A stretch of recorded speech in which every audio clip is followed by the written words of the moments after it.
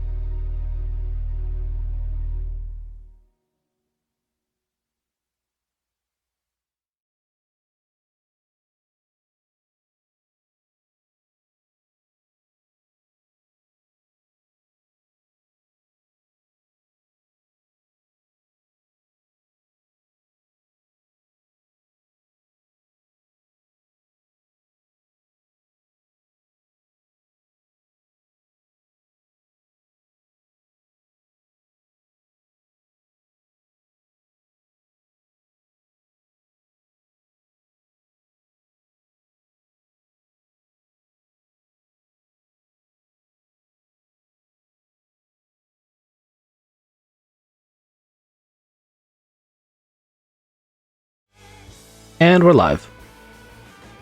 Hello, welcome back to our Saturday Night Tabletop. This is Season 2, Episode 2 of Florida Green.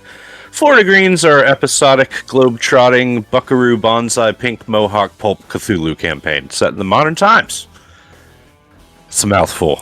I'm going to get it better every time I say it, too. I have I'm so Ghost much the more Keeper. respect. So much more respect for you because you pulled that off. That was so good. I'm Ghost, the Keeper of Arcane Lore, and I'm here with my very talented friends, our players, Archon, Kizik, and Allie. Did you guys do long road trips as a kid? Did you guys see touristy stuff a lot? Anybody? You could just jump in here. Not a lot, no. Every once in a while. Yeah, occasionally, but like not frequently. But my parents were in the airline industry, so it was kind of counter to our interests. I see. Kizik, did you do a lot of traveling as a child? He's doing a sound check. This is a really bad time to just ask him about stuff. I'm sorry. Allie cannot come up on my end. Allie, is there anything you can do to make yourself louder? Is this better? Oh, yes. Much better. Thank you. Still good? Yeah. Okay. This should be good.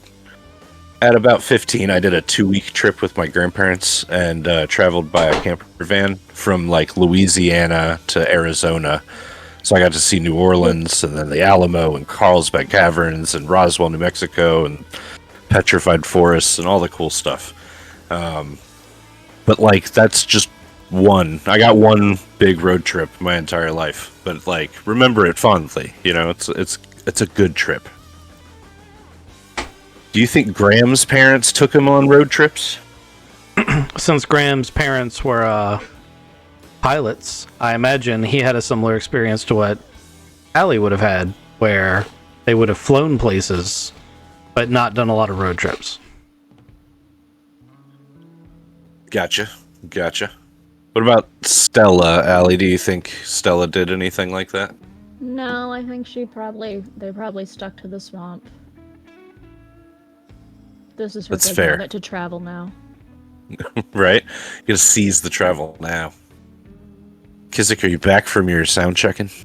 Yeah, I'm back. I had to think about what kind of accent I get to speak with, and I remembered.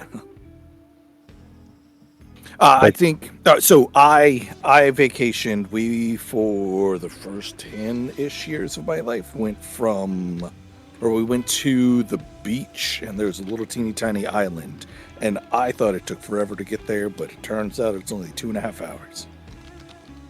But as a kid, that 2.5 hours is incredibly long.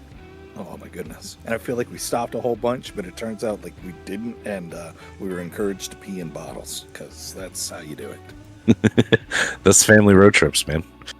Did Gavin go out do road trips?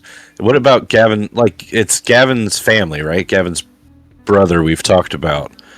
But is Gavin the youngest in the family? No, Gavin's the oldest. And we didn't go on road trips, but we would go on boat trips, because that's what you do. Gavin probably has fond memories of going from Florida to Louisiana, up the Mississippi River a little bit, but always boating. Okay, right on. His new goal is to get on one of those real old paddle boats and paddle boat down the old Mississippi. That'd be a cool trip. That'd be a really cool trip. All right, it's been a while, so we're going to start with our luck refresh. So each of you roll a D100. That percentile dice, you're going to compare that to your current luck score, which I bet is pretty high. If the roll is higher than your current luck, you're going to add 2d10 plus 10 points to your luck score. If the roll is equal to or lower than your current luck, you only add 1d10 plus 5.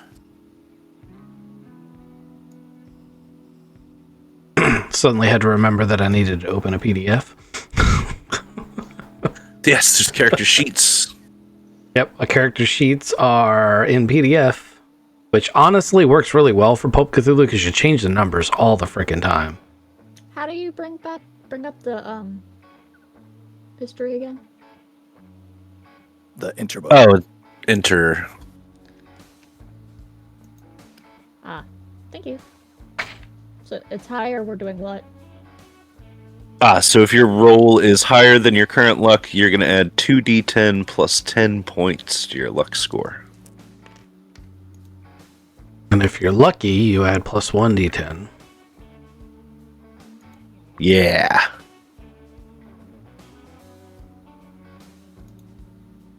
Alright, so for skill checks and stuff, remember to mark your skill checks when you pass, because this is Pulp Cthulhu. And let's jump into it.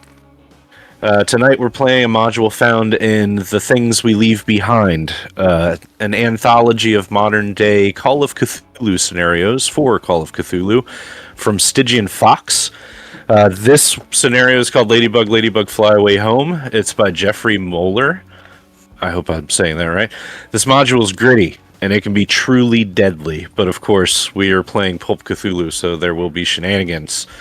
I purchased this and many other amazing RPG documents on drivethrurpg.com. The art and maps are thanks to Ursus Rex 01 on Reddit, as well as the official handout art for the module contained inside the collection. So all of this is bought and paid for, and it should be good to roll. A huge shout out to James Alday, the webpage creator, for making like the coolest handout for an RPG ever.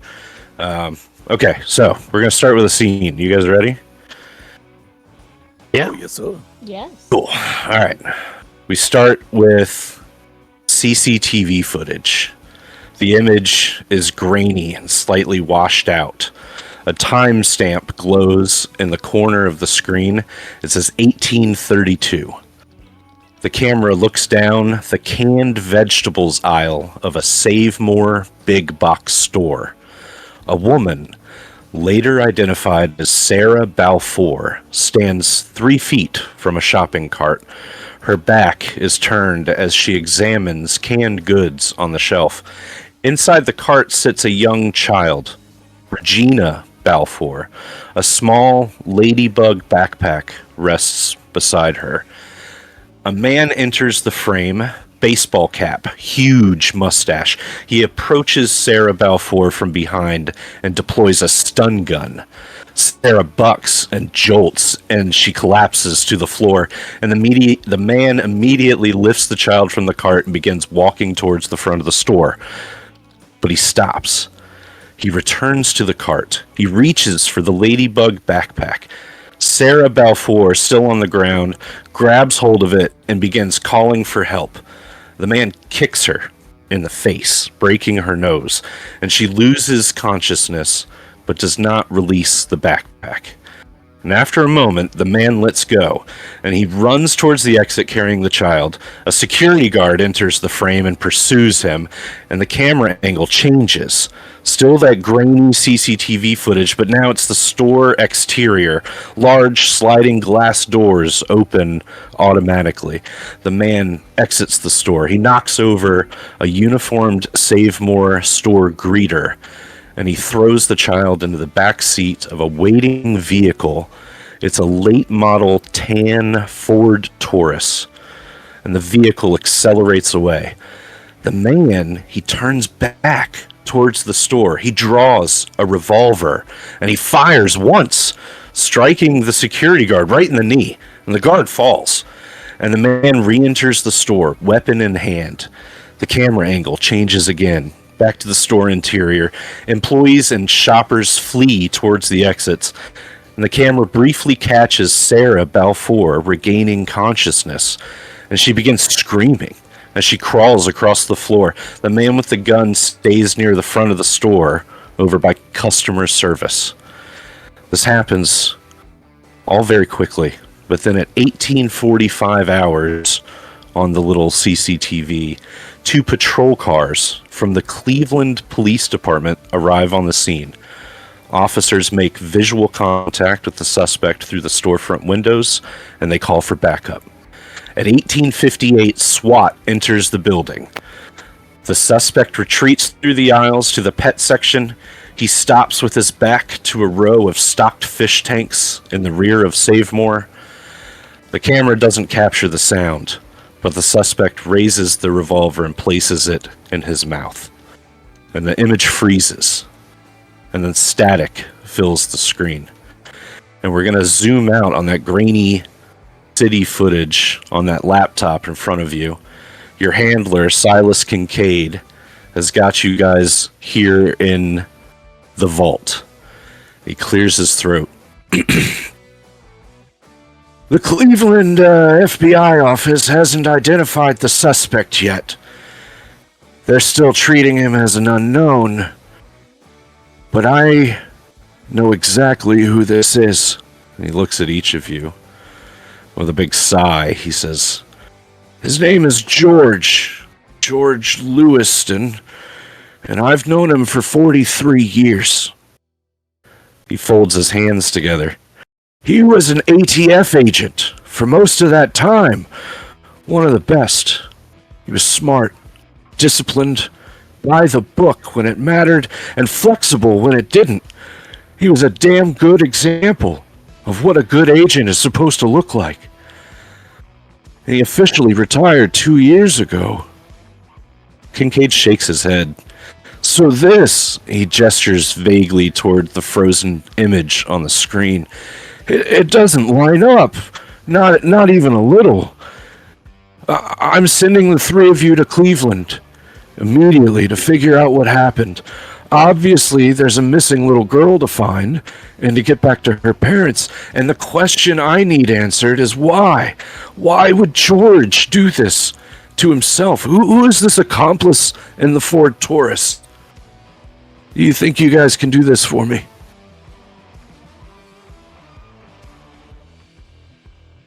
Anything for you, Mr. Silas. We'll figure it out. I appreciate it. The one thing that you boys are really good at is your perseverance. I know you guys could stick with it and find this little girl. Obviously, George has gotten himself into some craziness. But I want you to take these FBI credentials and you're going to make contact with the lead agent on site. Her name is Special Agent Lucy Bates. Marge has already sent a dispatch notice, and they're expecting you at the police station there in Cleveland as soon as you can get there. I want you to support the FBI during this case. Find that little girl. Find out why George decided to end things like this. And also, find his cat, Kalashnikov, and bring him here if you can. It's a very cool cat. His cat? Yeah, George had a cat. Cool as shit. And I'm sure George, if he's doing this at Save More, he probably hasn't arranged for the cat to be cared for properly, Oh, Save More is the grocery store? Right. Okay. We will bring the cat back. That seems like the priority. You're focused on what's important. Thank you. I need to know what kind of shenanigans George is getting himself into here. Kidnapping is beneath him, really. He's a good man. He shouldn't be doing things like this, and you gotta figure out who's got that kid. I mean, Silas, we've been doing this long enough to know that it may not have been his choice. We wouldn't have been called in if this was a normal, everyday kidnapping.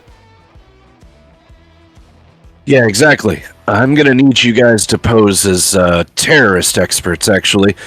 I've got a FBI dossier here for you. You can read it on your way. He goes and pulls this out. I think it is the file on this case. I will also give you guys a link to it in Discord so that you guys can pull it up on a big screen. There's a lot of information in here, and you guys can talk about it while we change scenes and fly to Cleveland, Ohio. And of course, Graham is flying, so you'll have to tell him what's in the file, because he can't read it while he's flying. He's not supposed to. He's not supposed to have that beer either. He says once we's in the air, there's not too much stuff we can hit, so he read a little bit. May have said that the other day.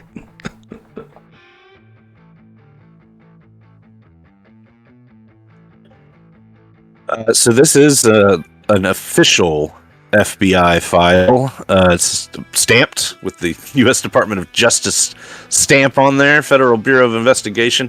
This is the Cleveland Field Office. Subject: kidnapping of Regina Balfour. It says cart eyes only. This police report on the first page goes into the case with the details of the event, which I kind of went over with the grainy camera footage, but you guys could get that backed up there. And then this goes into, Regina and her information, and then the little Ladybug backpack and why that's so important. Here is George Lewison, the perpetrator, with his big mustache and ball cap. This goes into Regina's parents. They are, Regina's father is the leader of a small church, which you guys will find out more about that as well. So, take it away.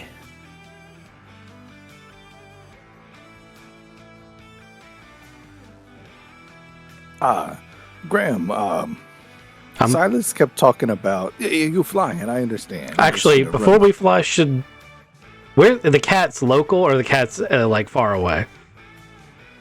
The cat is living at George's place in Ohio. In Ohio. Okay, yes. Continue, Kizik. I apologize. I just want to make sure that we're handling what's really important. We got to save that cat. Of course. We need as many animals in the warehouse as possible.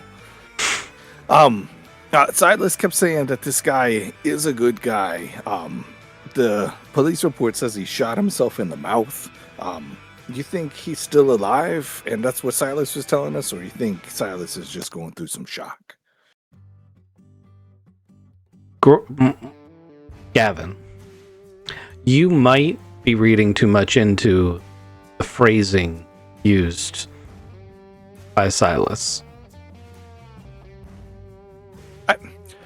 We do a lot of spooky things, and it's not unheard of to shoot yourself just in the mouth and somehow still be alive.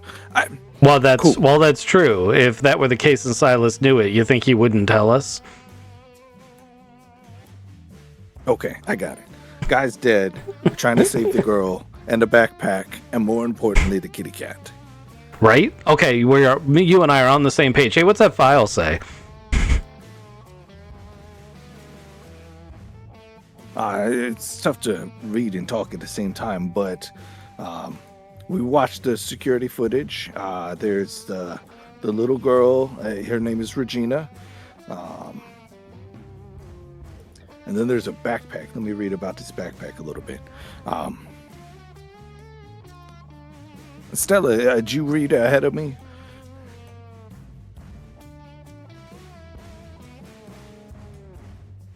I guess not.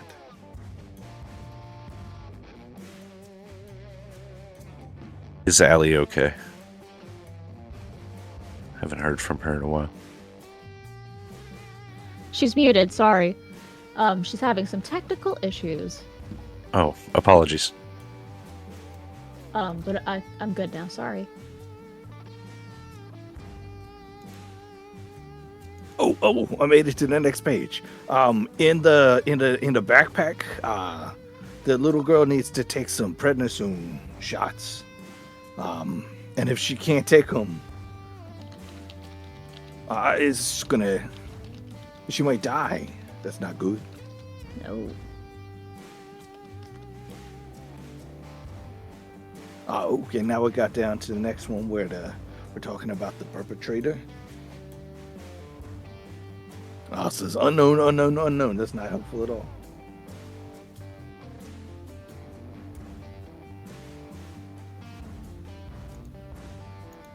He had a ViperTech VTS 989 stun gun and a Smith & Wesson Model 60 revolver, a 38 special. That could be pretty important. Known suspected accomplice. Unknown number of co-perpetrators left the scene on board a late model tan Ford Taurus. Here's a license plate number you could run now. He's between... Well, you guys know who it is. The FBI doesn't yet. And then, yeah, you get to the last little bit about... It says, about the Church of the Passover Angel. And it goes into Regina's parents. And how they're a member... Well, John Balfour, Regina's father, is leader of a fringe religious movement called the Church of the Passover Angel, and described as a non-denominational Christian church. The Church of the Passover Angel preaches socially conservative beliefs, which are pretty shitty. Among its followers are people who are associated with the alt-right, QAnon, and MAGA movement, and known members of the KKK. So, these people have been checked up on by the FBI, and they have a file already. So that's really where this is going to start, as you guys fly to Ohio, to Cleveland. Let me get you guys off this map and towards another one. Yeah, it says the Balfours have been under surveillance of the ATF. Yes. Interesting. They have been making weapons. Alright, let's gonna pack this up. Tabletop simulator, don't get me down. Yo, the current zone is busy. This isn't good. You're gonna need to clear Clear. and then clean it up, and you may have to cut it off and back on. Have you tried turning it on and back off again? Yeah. Have I? But they changed something in their code a while back. That was the one that I was having issues with. I spent like 4 hours troubleshooting this thing before I got working. All right. So you guys can land the Albatross. Cleveland's got an airport, and so does Akron down here. Actually, I think Akron's the only airport. Or you can land in Lake Erie and come up that way. Your choice. I would prefer not to land the Albatross in Lake Erie, as the Great Lakes have incredibly not good weather that can very quickly come up on you and sink real boats. I think we should land at an airport, guys. What do you think? That's why you're the pilot. I love being in the water, but not upside down. Yeah, you don't want to be in that water. Oh, it's cold. Some people say it's because of all the ley lines converging in that area, but that's a whole nother thing.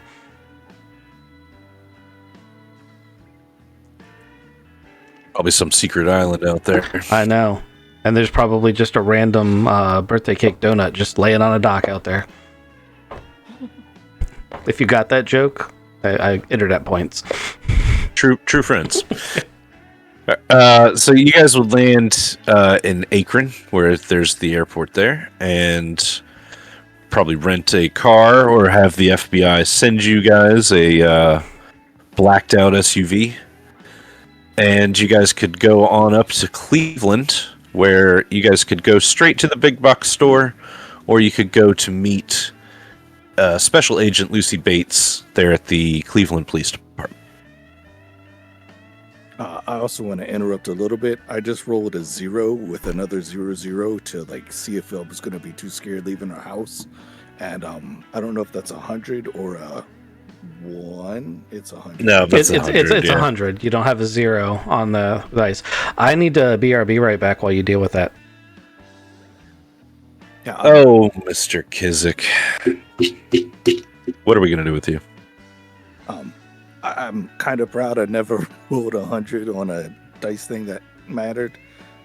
But now I take some negatives to doing social checks. What kind of negatives? On a fail, take -10 penalty to all skill checks. Just kidding. All skill checks. I can attempt to be okay if I talk to my friends about it. Okay. But I'll play it off the next night, like as we're going to bed. We'll talk about it and see if I can get better. But we made it. We landed. Yes, you've made it. You've landed, and you've even rented a car. So you guys can have a conversation in the car driving up to Cleveland to try to figure some stuff out and get ahead of this case. Or we can zoom right in and get you guys all the way to talking to Special Agent Lucy Bates. Stella, you think we should go get the cat first, or go talk to Lucy Bates, I feel like we should talk to Lucy Bates first. It pains me to say it because it's a cat, but we should check in on that cat before we go to bed tonight, just to make sure it's got food. oh no, we'll talk to the cat, or no, we'll talk to Special Agent Lucy Bates, but then we're gonna take care of the cat. Got it. Did you see in the report that said that the license plates was reported stolen? You're a really speedy reader. I have returned. I'm sure I'll get there. Yeah, welcome back. You had to hold it as we was coming in for the landing, right? Yeah. So, what it is that you guys, we landed, and then he had to run to the bathroom while you guys had whatever you're doing. Yeah. Catching you up, we are gonna talk to the special agent. Then we're gonna check on the cat, and we're reading a whole bunch of information. I said the license plate on the car. That license plate was reported to be stolen. So, since we're FBI agents and we got these credentials, I'm going to go ahead and out of the back armory of the Albatross hand out Kevlar vests, because we know that there was at least some gunplay. And even if you don't use it, I feel like each of you should carry a sidearm to be seen, because we're supposed to be FBI agents, so we should be carrying what people would see as a real gun. However, I highly suggest you bring, like, I'm going to bring my Tesla, but I'm going to wear all of this where people can see it, because this is as much a part of the uniform. We need to show up looking like we're an authority. Remember, we're an anti-terrorist unit. Anti-terrorist unit. Yep. Oh, right. Yes, so definitely give us the vest. A holster goes here. Gonna look the part.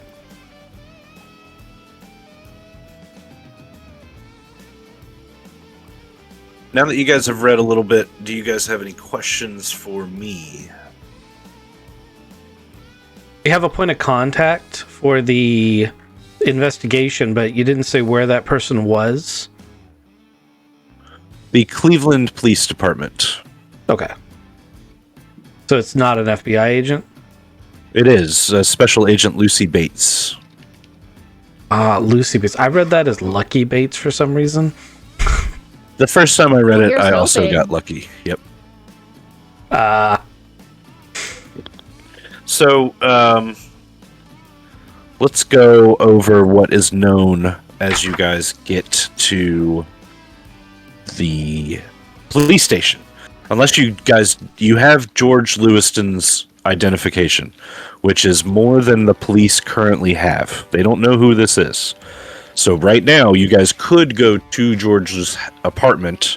You have his address from Silas. You guys could find it, you're FBI agents anyway, and get the cat taken care of now. Or you can go and talk. I mean, like, the world is your oyster. AAA open world RPG. But let's go over what you know currently. Regina Balfour, 5-year-old Caucasian female, abducted 6:30 p.m. earlier today while in the company of her mother, Sarah. The abduction occurred in a big box retail store while Regina was sitting in a shopping cart. Her mother was standing 3 feet away with her back turned. The abduction was caught on videotape. Videotape shows a large, older Caucasian man in a baseball hat and sunglasses as he walks brazenly and with purpose up to the cart, tasers the mother with a hidden stun gun, grabs the girl out of the cart, and walks quickly towards the exit. He puts her in a car. Oh, no. First he tries to retrieve the backpack. Shaped like a little stuffed animal ladybug. Sarah Balfour manages to rouse herself enough to grab onto the ladybug backpack, and a brief tug of war ensues. The abductor kicks Sarah in the face, but lets the backpack go. He then flees out of camera range with Regina. It goes then to a second security camera at the exit of the store, where the abductor knocks over a uniformed greeter, and then puts Regina in the backseat of a waiting car, a late model tan Ford Taurus. Stolen plates, as Kizik has pointed out. The abductor can be seen on several different video feeds thereafter. After 30 minutes, the SWAT team arrives, and he shoots himself. You guys know that Balfour's father's name is John. They are frantic, and at the local police station, they deny knowing the abductor. You guys also know that they are on the FBI Radicals Domestic Terrorist Watch List as leaders of a fringe religious movement. They have been suspected for years of possessing and stockpiling illegal firearms up to and including machine guns and bombs. Thus the vests, right, Archon? But repeated investigations into them have turned up nothing, and you guys should look at this website before you go all crazy. Hold on, I'm going to send you guys a website link.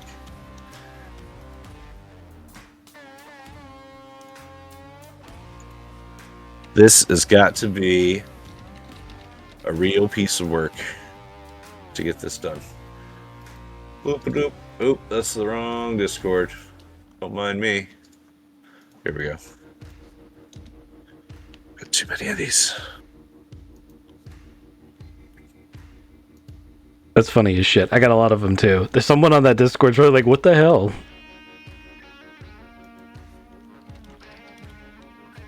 He's going to be really confused when he clicks on it.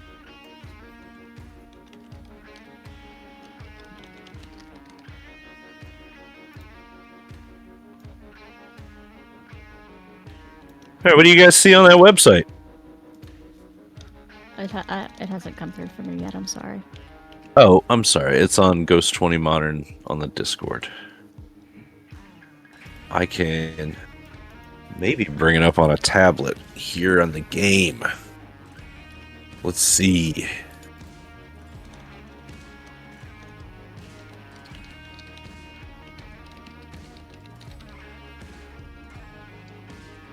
I don't know if I got the right website, but it's got a countdown. It says the angels coming in less than 5 days. Oh, yep, that's the right website. Here you go.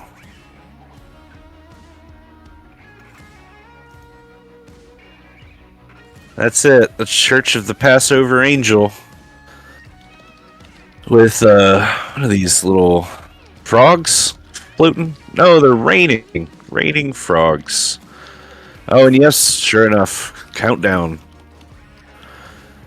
I would hate to know what happens at the end of that countdown.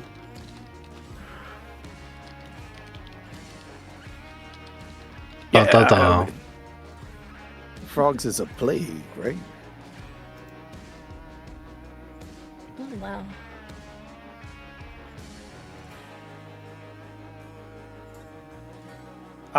This also says something about firstborn stuff. The Balrogs? No, they got a real last name. The Balrogs. The Balfours. That was real close. You shall not pass. How many kids do the Balfours have? We got any information on that? They have, the Balfours have just Regina. Just one child. One child!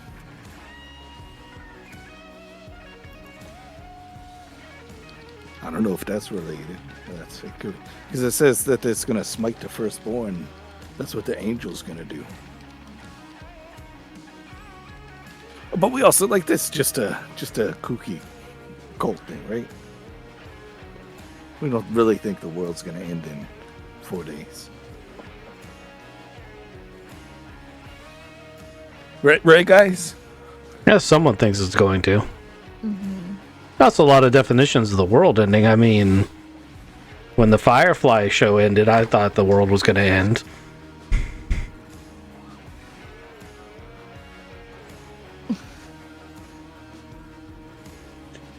Really? No one? No one was going to say anything? That's terrible. I teed it all up. I know, right? Jeez. There's an animated show coming. I'm super excited. Here we go. Didn't they make a Firefly movie? They did.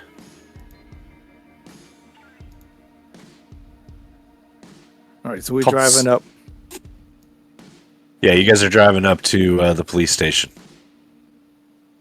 Here, I'll leave this. Handing me a tablet where I'm looking at a website. Oh, I've been being a bad streamer because I've been looking at the site and the whole time it's been like, hey, Ghost wants to open this website on the tabletop.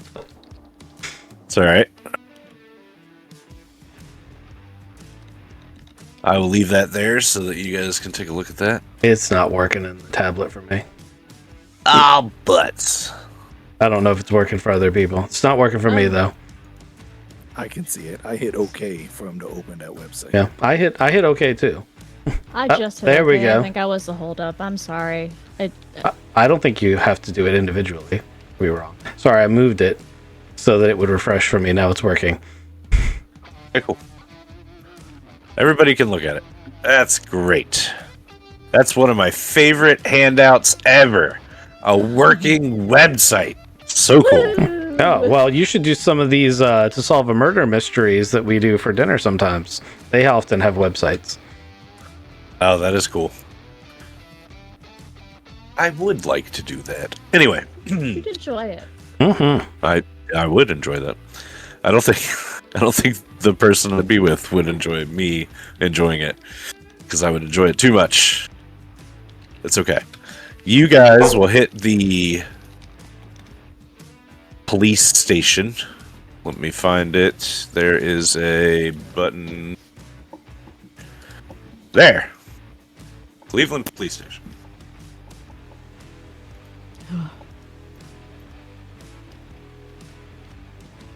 All right. So you guys pull up. There's a parking lot. There's a bunch of spaces and cop cars and all sorts of stuff out there. Park your SUV at the police station and get out. Walk through the double doors in the front, glass doors, and inside there's a desk where a uniformed police officer sits, and he looks up at you and he says, "Evening. You with the Cleveland field office? I see your badges, and you got the jackets. They look pretty legit." Negative. We're part of a special unit. We need to talk to Agent Lucy Bates. Oh, sure. Come with me. And he stands up and he takes you around into the back. It's kind of like 8 or 9 o'clock ish by the time you guys have gotten here. So there are people in the office, but it's not as lively as the day shift crew would be. Agent Lucy Bates is sitting at a desk that she's absconded from somebody. She has got the exact same file that you guys had in her hands, and she's looking at it as you guys walk in. She's got a big cup of coffee in a styrofoam cup, and she's looking up at you guys as you walk in. Obviously, FBI agents, she looks relieved. Like, she's happy that you're here. This is what Agent Lucy Bates looks like.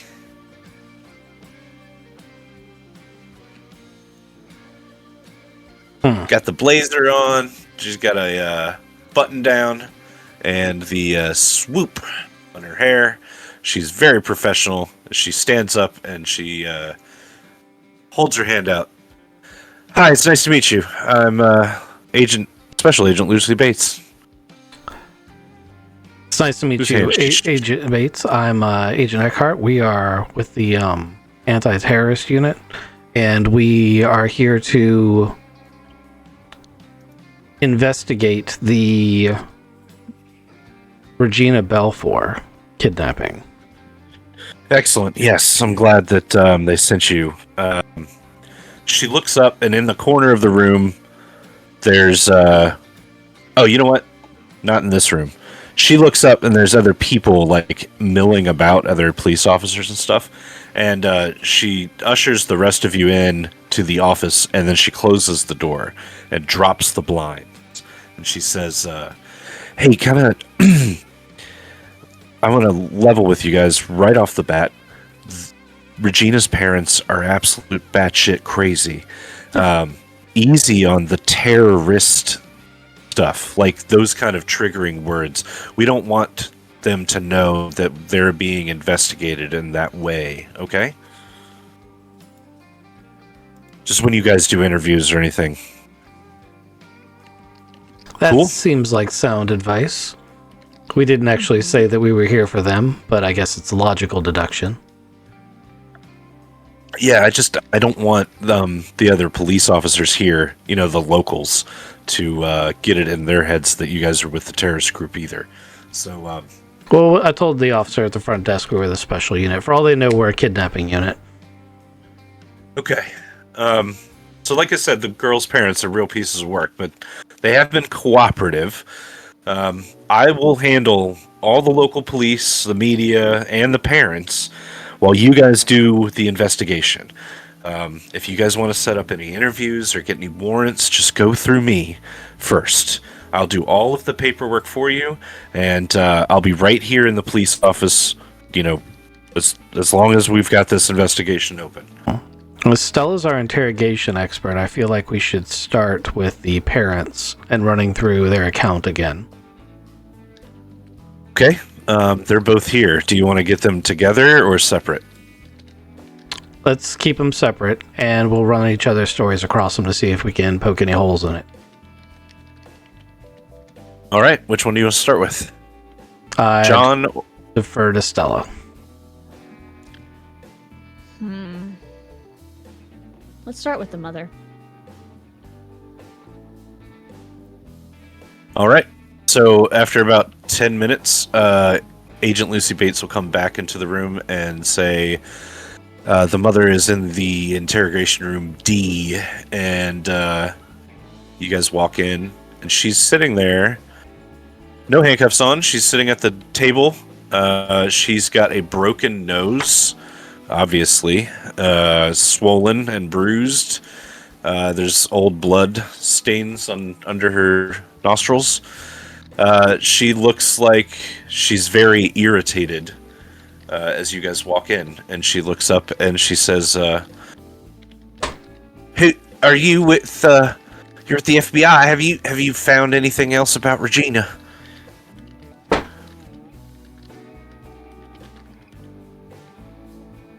No? Anything? I'm gonna let Stella do a clairvoyance hypnosis thing and take the lead on the interrogation.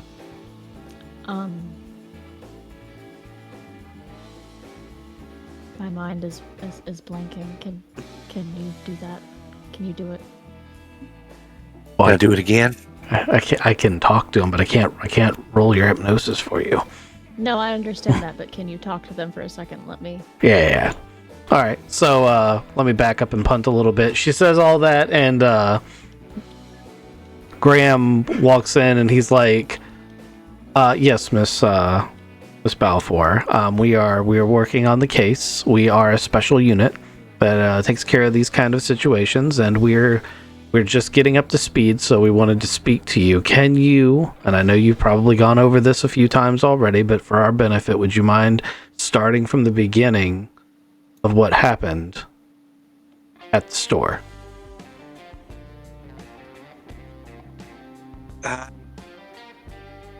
I go to Save Mart on Thursdays. I've got Regina with me.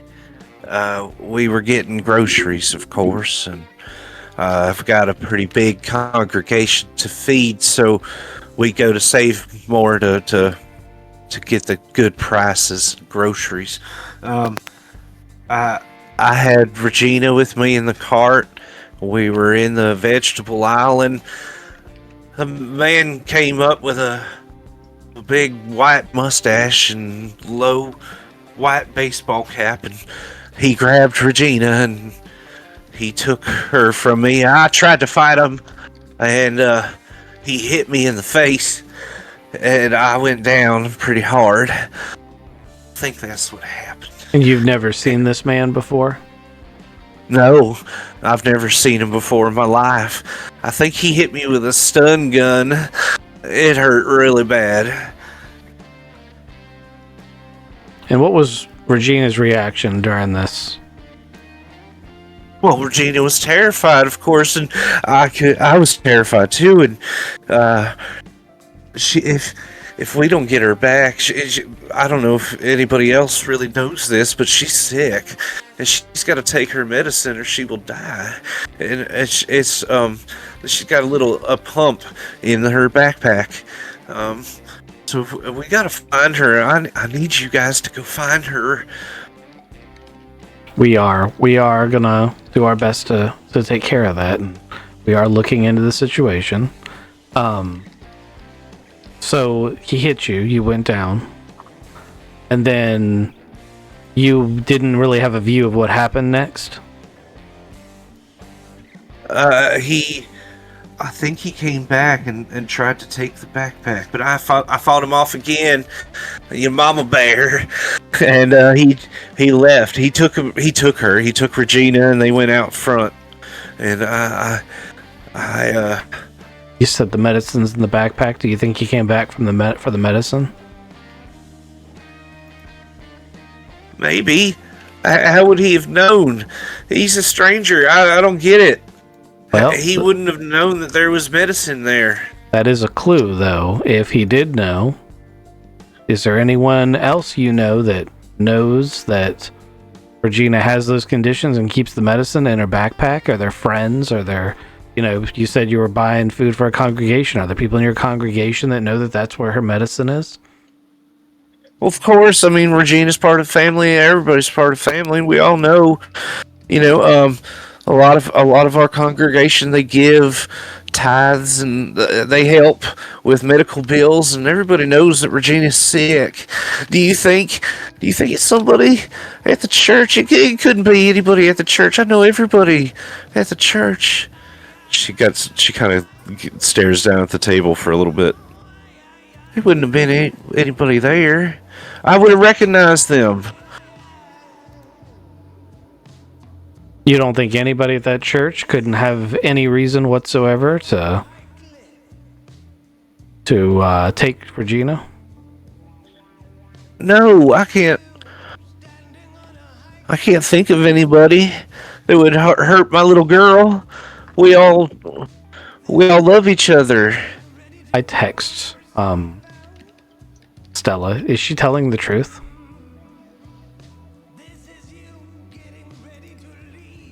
Well, let's see.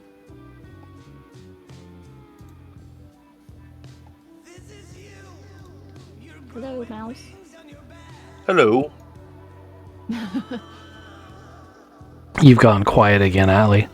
Sorry, I was I had my head turned away. My mouse just stopped moving. I don't know. Is she telling the truth? Why don't you give me a roll? What'd you I roll? did 65 I'm sorry. out of 85. It's okay. I was trying to be on the ball.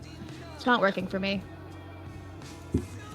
You're not getting any suspicions that she's lying. She seems to be dumb and telling the truth, as much as she can remember anyway.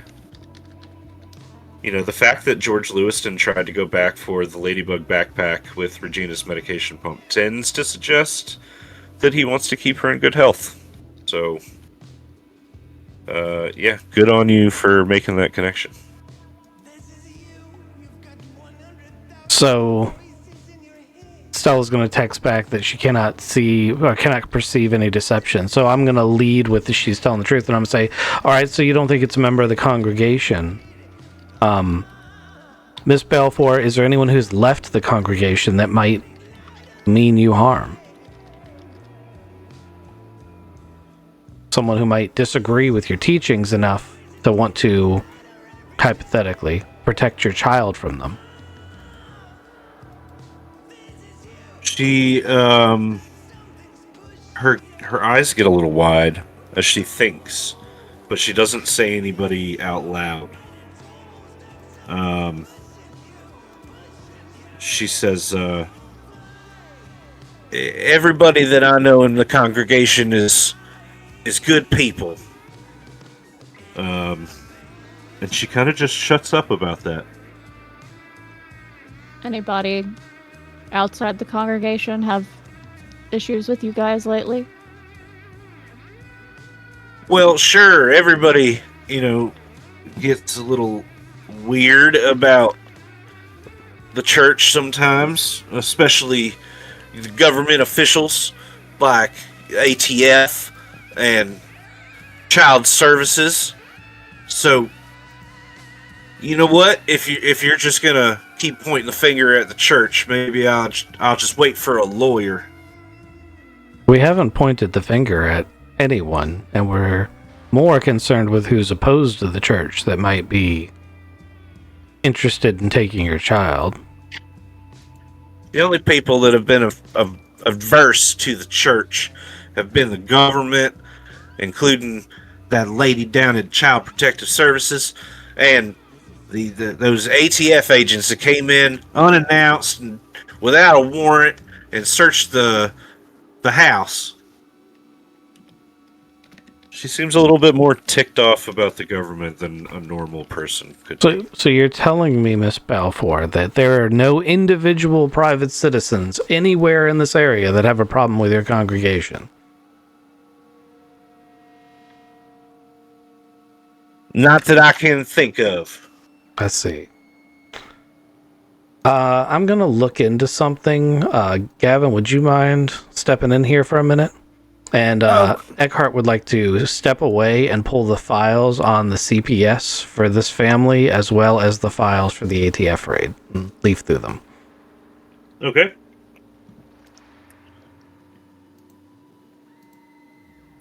Miss Balroyd, I got it wrong again. I'm sorry, Miss Balford. Um, you do you have a purse in the cart with you? Yes. So when your daughter was taken and the guy came back, he went to steal your purse. No, he grabbed the Ladybug backpack. Okay. You keep anything valuable in the Ladybug backpack? Just the steroid pump for Regina.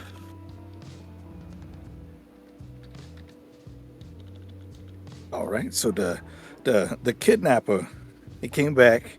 He left all your valuables. He took the thing that's only going to help your daughter. He tried to take it. I didn't let him.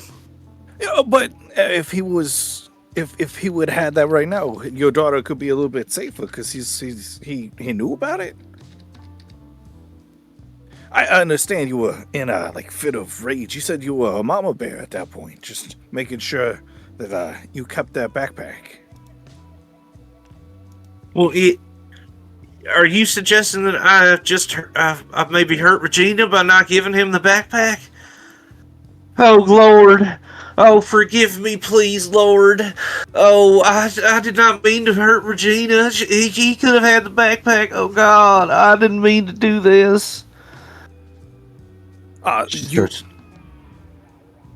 to cry. Gavin does the thing where he reaches out and he's not quite sure if he wants to touch her. Then he pats her on the shoulder and he says, "You acted in your instincts, and you got me thinking that I'm pretty sure the guy who took your daughter knew that she was sick and maybe wanted to keep her healthy, which." He knows that she's sick. Maybe he's reaching out, trying to figure out how to get some more, the insulin pump for her. But we gotta go find him. What are you doing here? Go find him. Just trying to get us pointed in the right direction. Okay. All right. So the court records that you guys find, because the Child Protective Services did intervene. Given how weird the Balfours are and their presence on domestic terror watch lists, they did have CPS called on them. And Mrs. Balfour is frustrated by all the search warrants and home inspections and the like that she's been subjected to over the years. But when you guys bring up CPS, she is fucking irate about this investigator named Lindsay Peel, and it helps you guys find this file. Mrs. Peel started showing up and conducting a series of harassing welfare checks on Regina about 3 years ago. They were polite to Mrs. Balfour, and nothing really came of it for about a year. And then Mrs. Peel surprised them about 2 years ago, showing up on their doorstep with a cadre of local police officers, served them with papers accusing them of child abuse. And they, of course, had no idea what she was talking about, and she wouldn't explain it to them. So the court records that you guys find about this child abuse claim, they bear out the Balfour's side of the story. It's a non-criminal complaint from 2 years ago, alleging child neglect and abuse aimed at removing Regina into foster care and terminating the Balfour's parental rights. The complaint is really long on rhetoric about a dangerous household, but short on details, and everything's based on an unnamed confidential source. This Lindsay Peel signed the affidavit that began the process, so maybe checking into her is an important thing. Indeed. And I will refrain from letting Gavin lead the next interrogation. I did a good job. Made her You cry. did a great job. Great job. You want to take another crack at it, Stella? We can go over to the husband, see if there's any discrepancies in their stories. Yes, but I think the husband is probably going to be... We're probably going to want more bad cop for the husband, so... Oh, well, we can do bad cop. I feel like as Graham says we can do bad cop, he turns to Rochambeau with Gavin. Rock, paper, scissors, shoot. Paper, scissors. I picked rock. You can have it. Oh, yes. I guess that leaves me digging through the rest of this paperwork. I'm going to investigate Lindsay Peel. Right. Let's get Mrs. Balfour out of there. And here is John. John Balfour, Reverend John Balfour, swaggers into the room and sits down behind the table. He looks at you guys piously. Ugh, what a judgmental prick. Anyway, he stays completely quiet until one of you says something. Gavin comes in. He puts his two hands on the desk, leans over towards him, and he says, Mr. Balfoy, Reverend Balfoy, your church has caused problems, and I believe that those problems has caused the abduction of your child. You're supposed to lead. You're supposed to lead with good cop. I have been saying this from the beginning. Why has this is finally a smart man has walked in here and he has decided that he is going to finally help us. Yes, this is what I've been saying this entire time. You must go now and find my little girl, please. For the love of God Almighty up high, please, I need you to find my child. Sir. You don't need to enunciate so much with me. I'm here. I need you to point me in the right spot. Who stole your child? If I knew that, son, I would be there myself, bringing down the hellfire of the Lord. I would do it myself if I knew who done this to my son. I swear to you, I need you to find my little girl. I would love to do that. I need you to tell me who is angry at your flock right now. Who is not angry at my flock? It is you. You are the man. You are angry at my flock. The world is angry at my flock. I can't use the world to go find somebody that abducted your daughter. You're trying to save your daughter. I need you to point me in a direction. You can't point me at the world. You can't point me at myself. What are you doing? You want to save your daughter, or do you want to give a big eloquent speech about how you're talking about wanting to save your daughter? I want nothing more to save my little girl. I'm trying to control my anger. And I genuinely care. But if I knew who'd done it, I would be there myself, strangling the bastard. Control your anger by telling me who doesn't give enough money at your church, who has left your church in the last couple of months, who do you see that you don't trust in your congregation?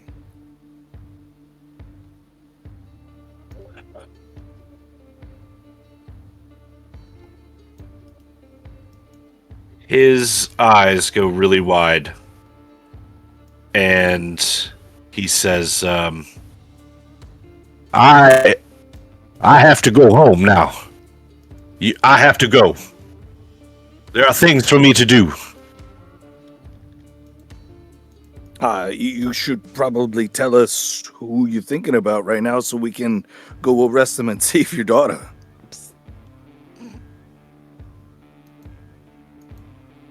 There is this woman, Lindsay Peel.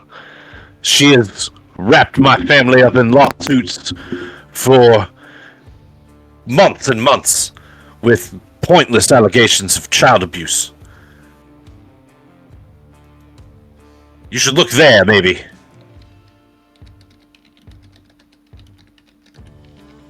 Then Gavin's like, because he's trying to stand up and leave as he's saying, I have to go right now. Gavin is like physically blocking him. He's going to say, you, sir, you need to trust that the police, that myself here, are trying to catch your daughter. We're going to get her back. You do not have the ability. You cannot take this into your own hands. But he's doing it in a super intimidating way. All right, give me a psychology roll. Oh, man.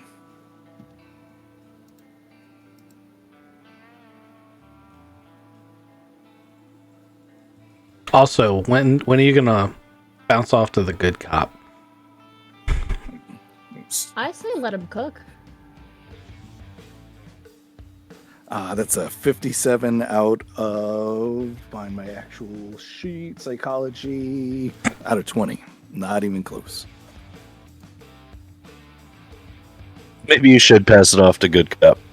Good. I'm going to like stare him back down into a seat and say, thank you for answering my questions.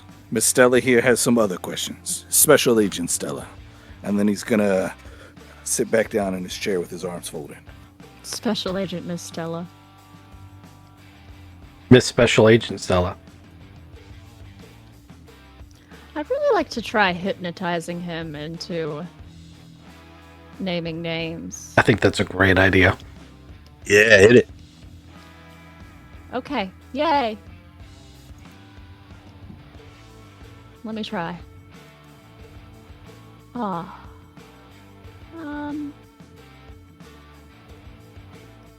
It's not gonna work. Well, that's kind of a bummer. I know. Well, we did the good cop, bad cop thing. If she comes in and acts all nice, maybe she can get a little bit of advantage. Sure, Mr. Balfour, before we wrap up here, just wondering, any names come to mind other than the CPS agent? Anybody else who's been giving you trouble, maybe at the ATF? Any individuals causing problems for your organization that may have taken Regina in revenge? Please? Hey. You can look into a man named Nowalski. Nowiski. Nowiski. Nowiski. First name Zach. We brought him into the church about 2 years ago. He was a trusted member of the church, and about a week ago he stopped attending abruptly.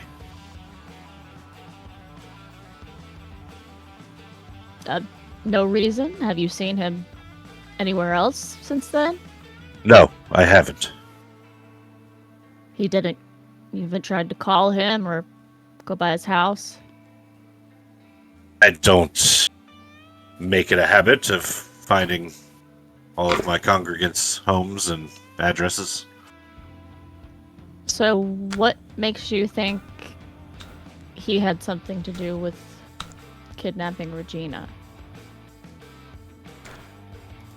He didn't like the last service that he attended. We What did he- disagreed about the future plans of the church. Can you give me a little more detail? Well, of course. The world will end next Tuesday, in about 4 days. Ah, okay. And that alarmed Zach? Yes, I believe it did. That could be understandable. Did you have some sort of fight about it, or? No, of course not. He abruptly left the congregation in the middle of my sermon, and I have not seen him since.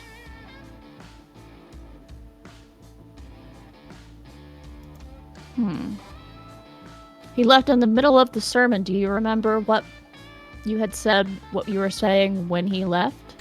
Fire, fire, and brimstone as good as the Lord rains down upon the sinners. I believe that to be right about where in the sermon he left. Huh. And was this a new type of message you were preaching, or is that pretty consistent for you?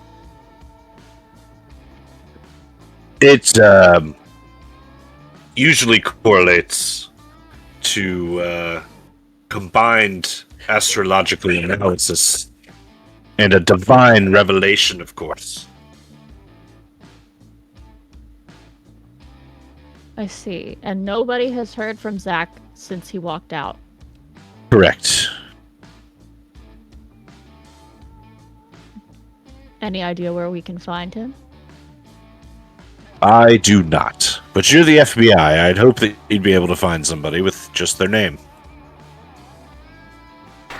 Of course we can. Sometimes it's better to talk to friends and family before we try to talk to a suspect. Are you going to find Regina? I need her. We need her desperately. We? Yes. Me and my wife. Ah, of course. Is Regina pretty active in church? Is pretty familiar with the rest of the congregation? Yes, she is our love child. I mean, she loves the church. Mm-hmm.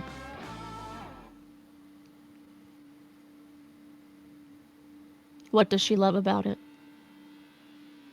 Probably the close-knit community that brings everything together. She loves having friends around, smiling faces, and loving adults, caring, aunts and uncles and things like that.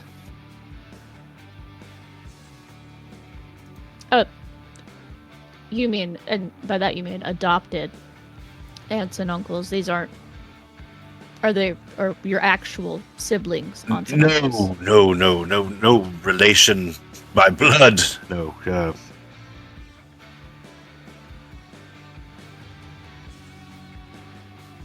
Okay. Well, can you think of anything else that might help us before we get started on these leads?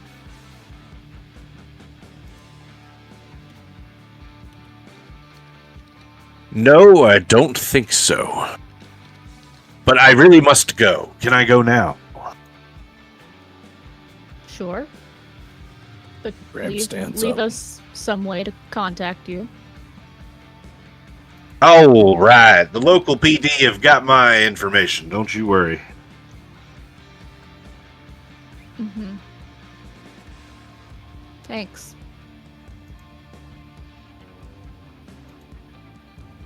All right, so the Balfours, Reverend John and Sarah, leave the police station. It is pretty late now. While they're walking out, you guys can see them meeting with their lawyer, who looks an awful like, he looks like a familiar guy one might see on TV. But they have a brief discussion with that guy out in the parking lot, and then they get into their Tahoe and drive away.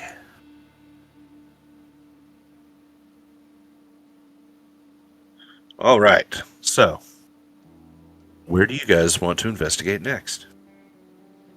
What information did I get back looking up the Lindsay Pool thing? I thought it was Peel. Peel. It is Peel. Yeah. So that's the lady that was doing the that just showed up at the house. What about Yes, this? What about with this? CPS. What about this Nowinski guy? Does he have a criminal record? Well, you try to look him up and you can't find anybody that matches that name at all. So you think that it's probably an alias. Yeah. I think we're gonna have to interview some members of the church. I think we should follow those guys. That guy's going somewhere. He's not just moping home. He's on a mission. We should tail him. Definitely. Yeah. Let's do it. All right, but I did promise I promised Gavin at some point we are gonna have to look into the cat, Yes. whose name I have forgotten. Kalashnikov.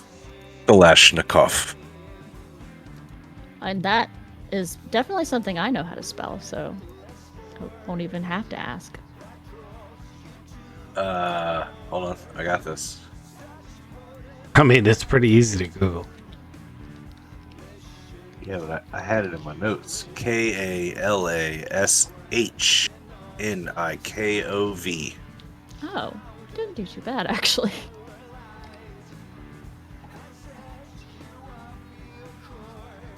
I mean, do you want to go get the cat instead of follow these guys? Because I got to tell you, I'm just poking at things that might lead to leads. I don't have a solid gut feeling one way or the other. Do we have any indication on the urgency of finding this cat? Well, the cat's got to eat. Right. And And we don't know when it last ate, so yeah. Oh, good point. Other than that, I have a sneaking suspicion that their end of the world plan is to all drink Kool-Aid and, bad no, things. I have a sneaking I have a sneaking suspicion it has something to do with hurting Lindsay or Regina even. There's too many names already. That is also quite possible. I'm going to add another one. You ready? A woman walks through the door with Agent Lucy Bates, and Agent Bates introduces her as Nicole Lewiston. And she says, well, we've been showing an image of the perpetrator on the local news for the last couple hours, and Nicole here says that it's her dad. So we've ID'd the perp as a George Lewiston. Nicole here has a key to his apartment. If I could have you guys go over there and look at his place before the local PD gets there.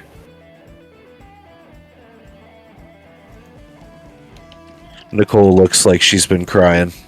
She has a key in her hand that's got a keychain rabbit foot, and she hands it to one of you. And she says, I really don't understand. My dad, he's a good man. He would never do anything like this. Was this rabbit's foot his? He gave me the key and the keychain at the same time. It's his spare to his apartment. Don't worry, we're gonna find out what happened. Did he say anything to you right before this happened? Anything that strange that would have stood out? No, I don't really talk to my dad much. He's always been really into his work. Growing up, I just never really got to see him. But my daughter, she talks to him frequently. How old is your daughter? Oh, she's 23. What kind of work was he involved in? Oh, he was an ATF agent, part of a terrorist task force. He would go into places where they were fabricating gun parts and things like that. Bombs, even.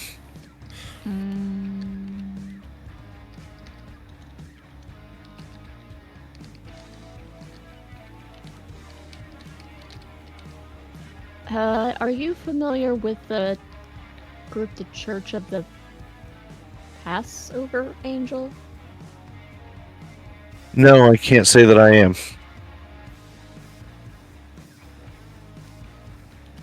Okay. Are you familiar with Kalashnikov the cat? Oh, that's my dad's cat, yeah. Do you want He's a cat? Oh, I could not take him. Okay, if I have to take him, I'll take my dad's cat, but I'm allergic to cats, unfortunately. What about your daughter? Is she living with you, or she might? No, she's got her own place. Lindsay would love a cat. Lindsay. Okay. What's Lindsay's last name? Peel.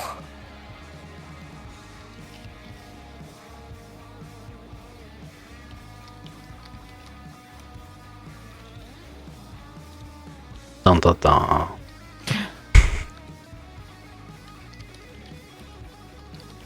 You guys are starting to feel and see these big, thick, black house flies. They're swarming window edges and things like that. You guys are out in the hallway to talk to Nicole, and there's just way too many fucking flies for inside of a clean police station. I'm talking it starts with dozens, and then it ends with a lot more than dozens, close to hundreds of these giant houseflies. Where the hell are those coming from? Oh, it's disgusting. Nicole swats at a couple of them. Oh, gross. Listen, I'm gonna give you guys the key to George's apartment, and if you find out anything, please let me know. I'll help in any way that I can. Certainly. And Agent Bates, could you give us a call when you get a moment? Sure. Yeah, absolutely. Thanks.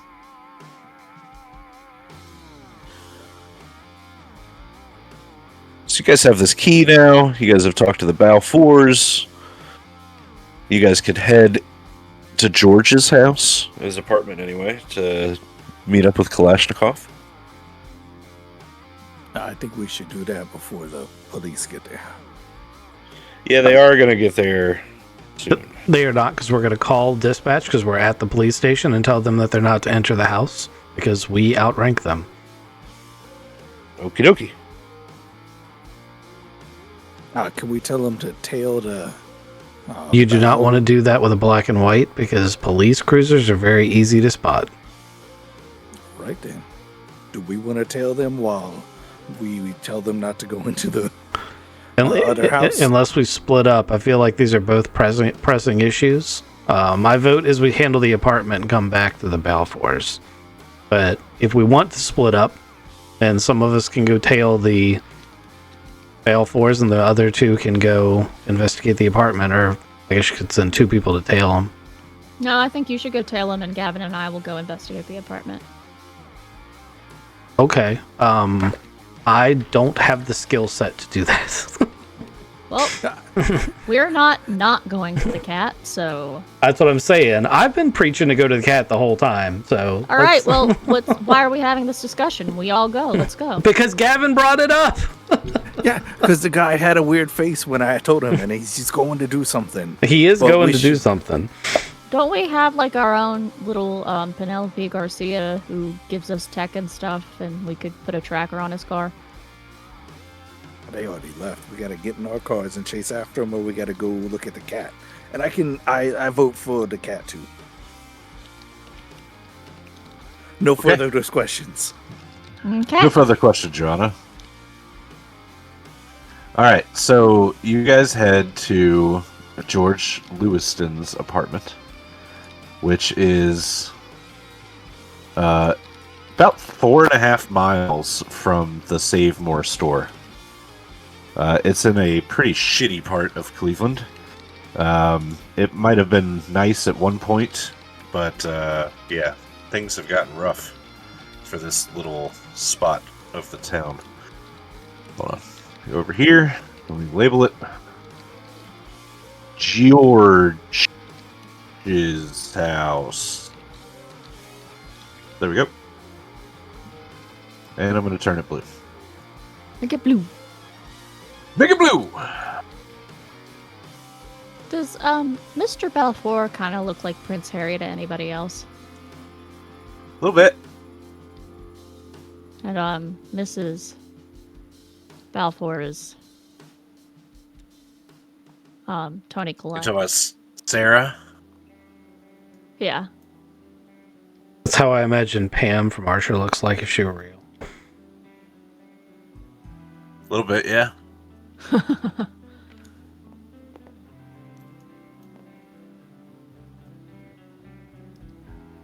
All right. So, you guys get to George's apartment. It is a walk up. Second floor. Not too bad. You guys get there and let yourselves in with the key on the little rabbit's foot keychain. And inside, it's a cluttered wreck. There are papers and shit everywhere.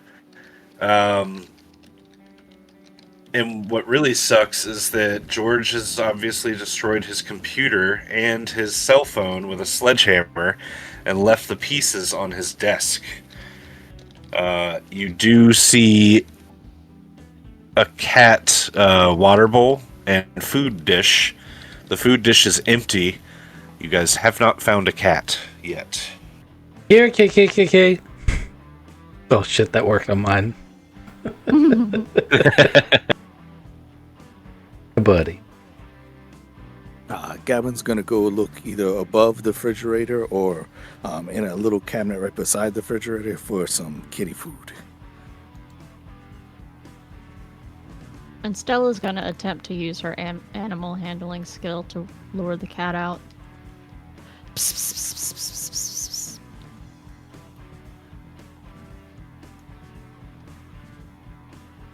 So out from underneath the couch comes this orange cat.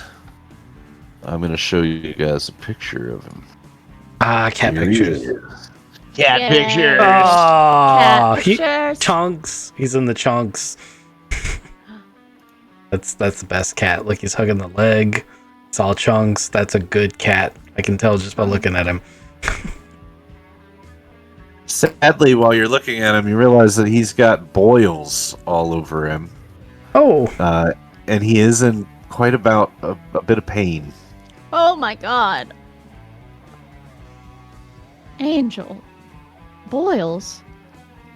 Do cats get boils? The cat is not well. It is covered with bandaged boils, but it is obviously in discomfort.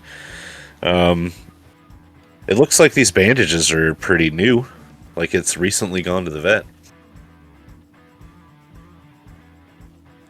Did you get in a fight? What's going on, buddy? Sure. I mean Stella can talk to animals, right? Sometimes. He headbutts you. Oh. I'd like to try.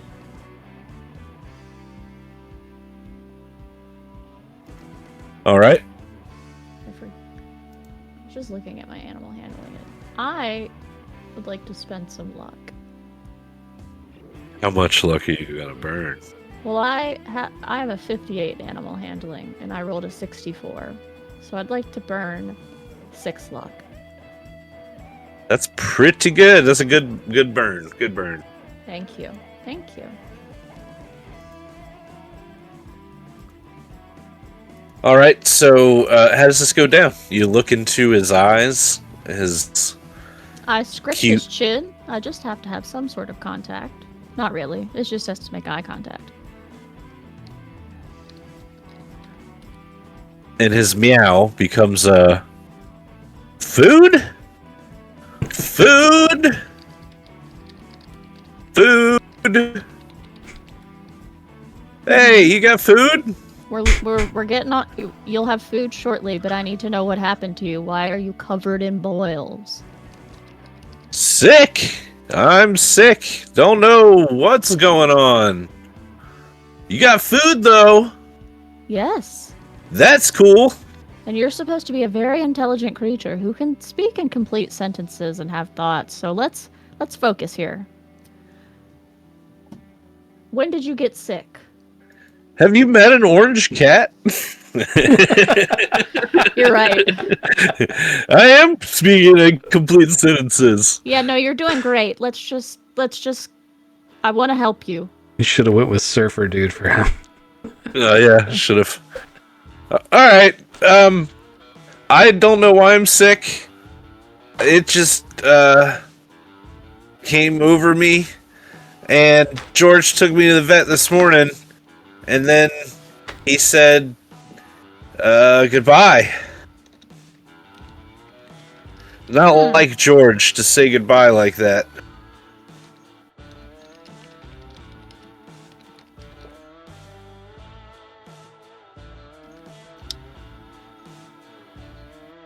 He also, like, broke his computer, man. And his phone.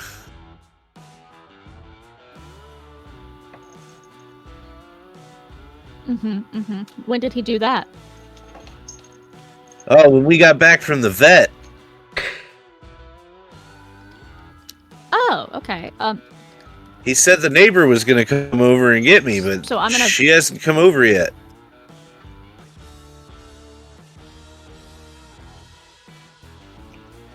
What time is it? How long? It's pretty late. You guys, it's like 10, 11 o'clock now? Okay.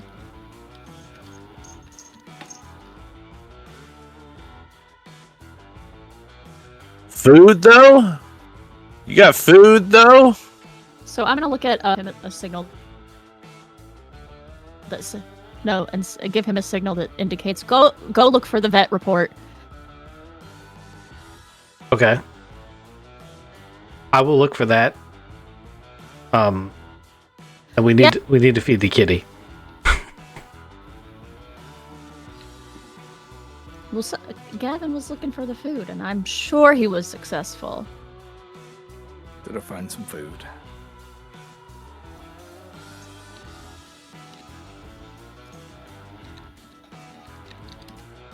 All right. You don't find any food for the cat. Can I open Oh, the refrigerator? Yes. Yep. Yeah. Yep, you look in the fridge, you look all around this the house. There's no cat food. There is food in the fridge. There's like an old turkey in there. Can of And tuna. some Chinese takeout.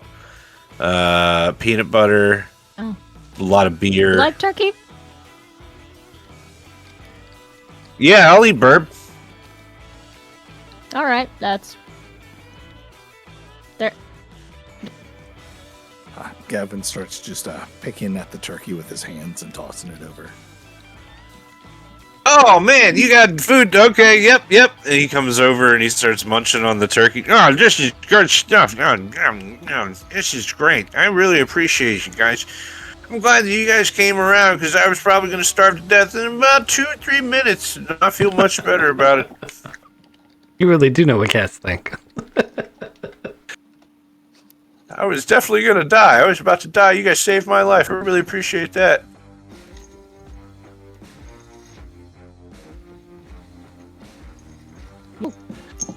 Hey, so, why are you guys here? When's George coming back? And I'm glad I can't talk to cats right now. We just hear meow meow meow meow meow meow meow meow.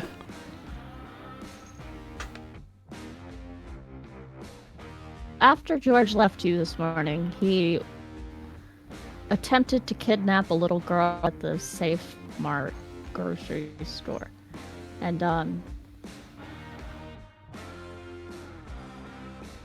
backpack for some reason.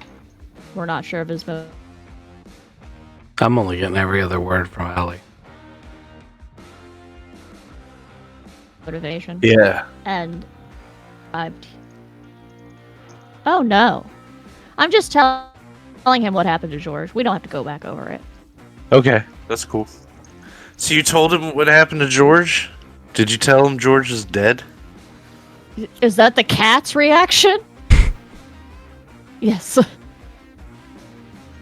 Yes. Oh no. That's terrible news. He brings It's me awful. food. That's awful news. When It is. when are we leaving? Yeah, we're really sorry. Me and Turkey Guy, we'll go together then. We? Yeah, he runs over to Gavin. Well, You got more turkey in there, man? That's a with good somebody. Kalashnikov. Here's some turkey. We thought Yep. you might like to go with somebody you know. What are your thoughts on Lindsay? Lucy? Lindsay? Lindsay. Lindsay? Oh, Lindsay's good egg. Yeah, she comes over here every now and then and helps George clean up. George doesn't really clean up on his own, so it's really Lindsay coming over here and cleaning up for George. She cleans up for me too. She's a good egg. I'll go live with Lindsay. Yeah, Lindsay's mom said she thought she would love to have you. So as soon as we talk to Lindsay, she'll be right over to grab you. Okay, cool. So am I just gonna chill here then?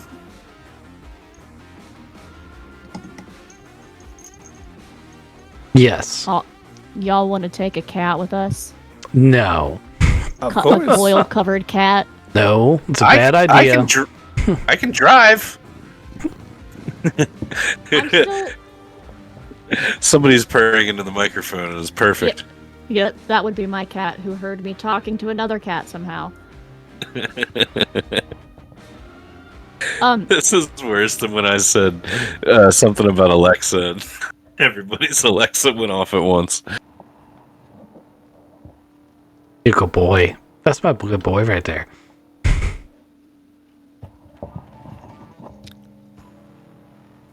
I know I know he's just rubbing his face on your microphone. Yeah. How we still don't know what's wrong with the cat, and I need to know what's wrong with the cat.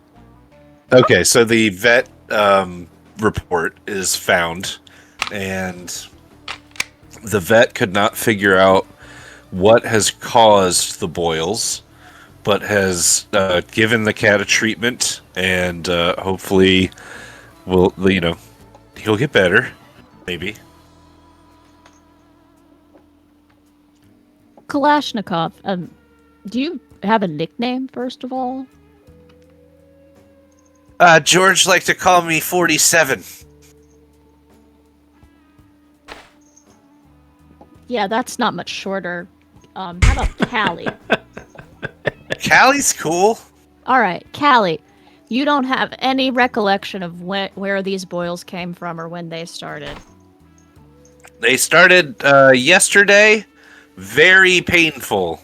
They grew and one even burst. It was gross. I kept licking it, and George took me to the vet. Huh. They just sprung up. Yep. Hey, Ouch. Stella. Uh-huh. I don't know how good your clairvoyance is, but since we have the smashed computer and this phone, is it possible for you to see back in time and maybe what was on the screens? Is that something you can do? Well, I want to say yeah, but I don't know if that's true. I mean, you It's could been a long look time into since I read the book. without clairvoyance, you can look into phone records or computer records, right? Sure, you can do that if you have that skill. I do not. And the right equipment. What's the skill? He wants you to do a computer's check to try to, like, forensics these things. Oh. I think that's what he's saying. Can I just ask the cat what if he knows what George was looking at when he smashed his computer? Or talked on the phone? He doesn't call very many people now. Like past 2 years, George has really shut himself up and has become more and more focused on like a hobby. He was like bird watching or something. He never took me with him, but he always took binoculars. And in the past like 3 weeks, he has become really edgy, skittish, even like a cat. And I don't know. He just stopped talking to me. Took me to the vet this morning, and then we had like a really serious goodbye. Like he put me up on the bar. He looked me in the eye, and he was like, "Kalashnikov, you be a good boy for the neighbor. I'm gonna give him your food and a bunch of money for the vet, and I hope you get over these boils." And he said goodbye, and he kissed me on the forehead. Which he never does. George is not like that. So it was weird. And I haven't seen him. You said he kidnapped a little girl. That's terrible.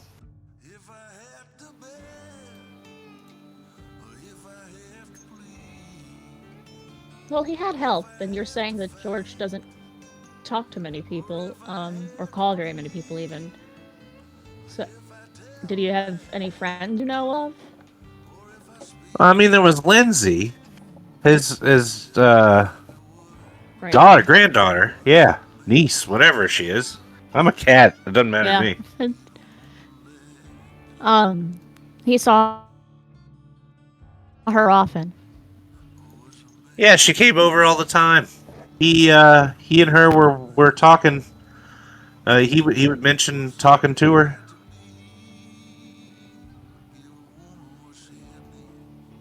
I'm sorry, what? George talked to Lindsay a lot, but not anybody else. Okay. What'd they talk about? Oh, you know, the house being a mess, or like birds that maybe George was watching. He called them Balkans or something. It was weird. I hadn't heard that bird name before. Balrogs. Balfours? That was it. Yeah, Balfloors. Mm-hmm. Ballistics. Yeah. Oh, you know what? You guys should check out George's secret dash. Yeah, we should. And you obviously know how to get there. Yeah, it's here in the apartment. The cat will go take you guys to basically a hidden floorboard that can come up. And he like explains how to do it. It's like this old fucking puzzle thing that George set up. And underneath the floorboards is a file, a big ass old manila folder that's got like all this redacted, sharpied out text. And all of the pages within this fucking thing have been like heavily annotated. They've got like notes on the margins in various colors of pen, and like the inside of this thing is like redacted, classified, with like big, bold, Sharpie strikeouts. George has got some ghosts under his floorboards.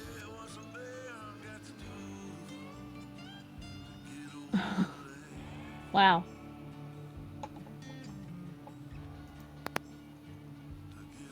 I don't know what it is. He never really told me about it. He just would go in there from time to time and pull the thing out, and then really, really hit the liquor bottles. You know what I'm saying?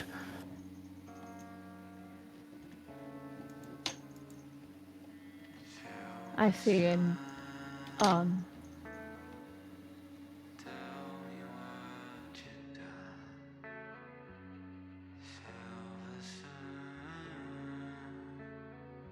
I lost her. well, I don't see, but I guess that's part of the fun. Yeah, George was a weird cat.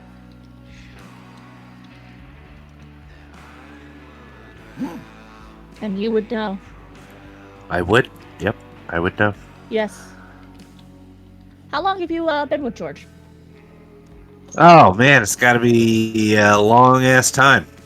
If I had a calendar, I'd be able to tell you it's like 13, 15-ish years. Okay. Do you know the neighbor at all that he was leaving your food with?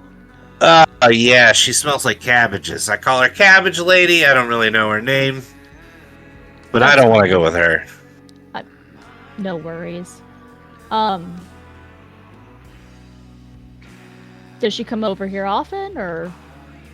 Yeah, I think her and George got it on a couple times. She's single, he's single, why not? But I was nowhere near that. They've gone out to dinner a few times, so him and old Cabbage Lady. They do breakfast at the Extravaganza restaurant every now and then. That kind of thing. It's a friends with benefits deal, I guess. Huh. Okay. Well, fellas, I've definitely been relaying all of this information to you. Okay. Y'all got any follow-up questions for the cat? No, but can I read through this report? Ask the cat what kind of car he drives and see if it's in the parking lot. And you should definitely read that report. Do you know what kind of car George drives?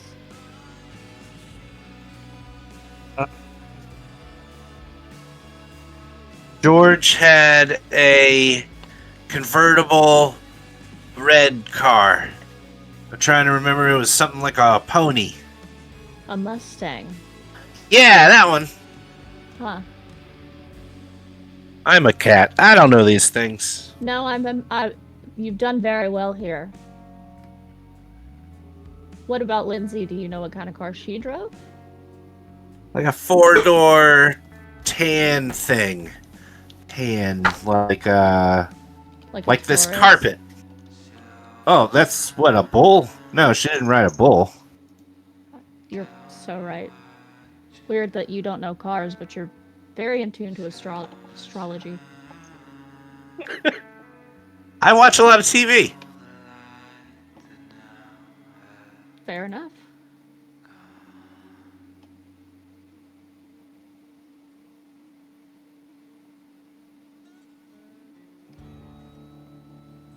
Anyway, he didn't take his car when he left. His keys are right there. And he, points up next to the door. There's a bunch of keys on key hook.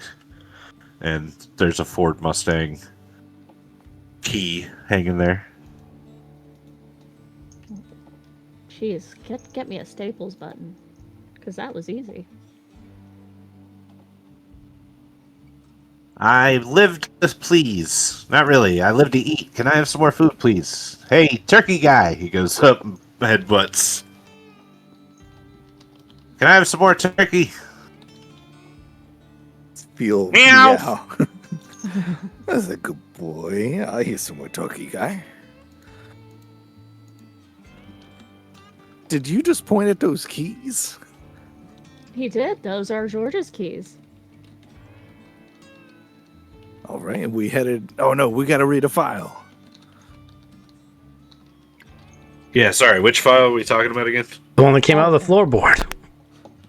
Oh, the big redacted one. Yeah. Yeah, it's going to take some time to ponder through it. Yeah, they've had like a 2-hour conversation with a cat. I get you. I don't know if it was a 2-hour conversation. I have a question. When you were mentioning that his computer was smashed up, did you say his hard drive had been smashed? Yeah, he took a sledgehammer to his computer and did a very thorough job, like he knew what he was doing. Okay. Yeah, that's why I asked if you could use clairvoyance to like see back in time to look at the screens.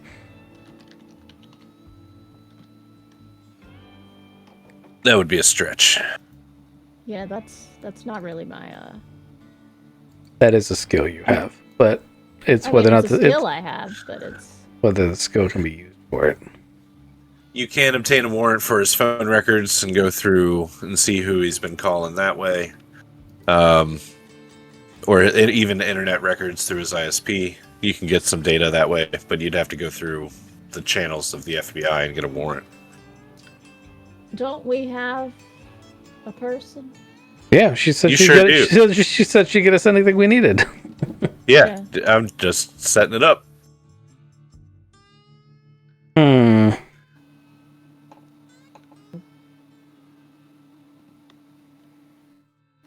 So this file, I will read it. I will be doing that. Let me know if you need inputs. This file is about a World War II naval ship. A ship that was lost at sea. And I'll give you some time frames and stuff like that, but I'm giving you the 20-minute version. This World War II ship was lost at sea and then was found again 13 years later in the same spot by some fishermen that just happened to be by there. The fishermen made contact with the ship, and the people on board the ship had no idea that time had skipped at all. And the fishermen were horrified to realize that some of the sailors aboard the ship, when time shifted, they didn't shift locations properly, and some of them kind of got squidged to bulkheads and doorways and things like that.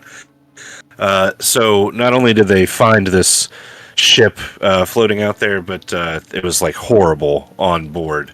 All of this was relayed by these fishermen to the United States Navy, who then went to go try to find this thing. What did you not catch? That was less than useful. My question, not your question, sorry. Is it my internet? Can anybody else hear me? I can hear you just fine, and I can see that Allie is trying to speak. I suspect a certain mischievous cat has stepped on the soundboard again. It's Oop, I heard it. It's. he's laying. He's laying on her face. On part of my headphones. The cord. Yeah? Okay, we got cord. I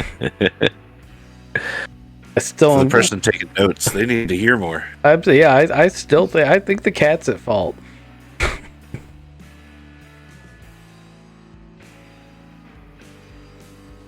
Anyway. All right, so the Navy, they try to find this boat, and they go to the location and can't find it.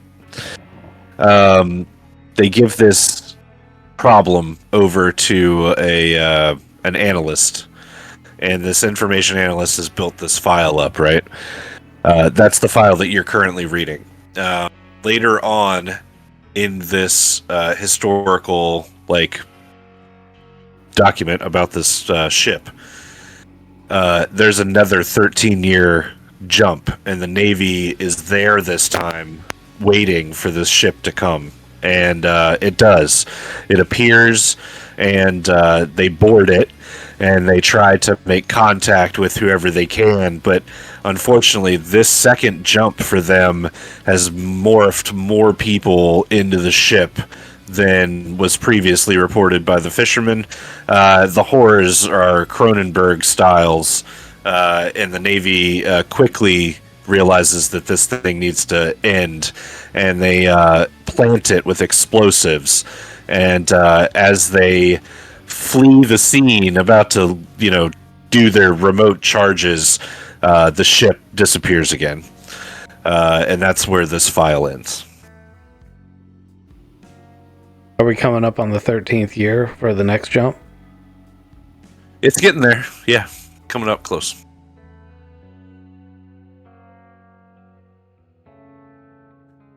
Might be a prelude into another game. Another session, anyway. Okay. Interesting file. I don't see how it's relevant to our current case. We'll hang on to it.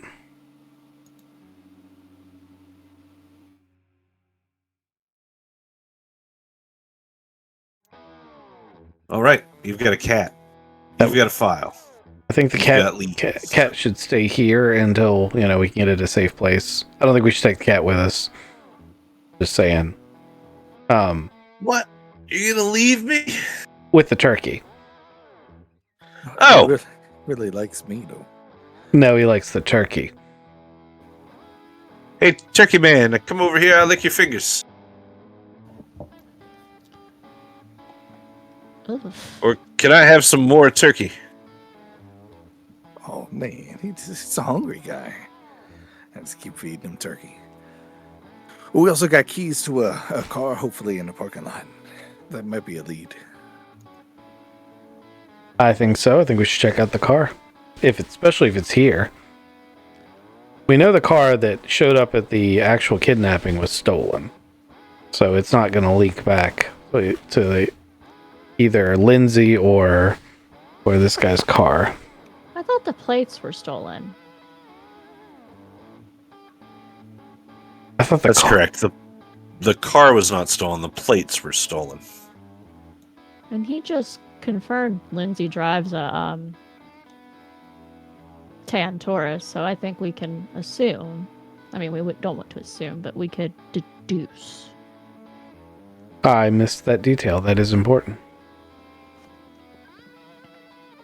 Also, I missed all of that story. Thankfully, I wasn't reading. So I will need my teammate to give me the Cliff's Notes version. There's a ghost ship that appears every 13 years, and Navy put charges on it the last time it appeared, and it's probably not relevant to our current investigation.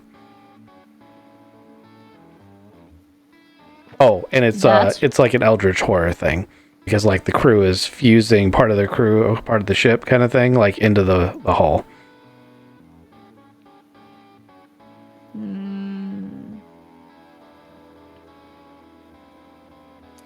And that's what drove George to drink?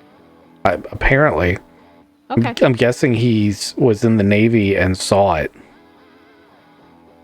That's my guess. Good guess.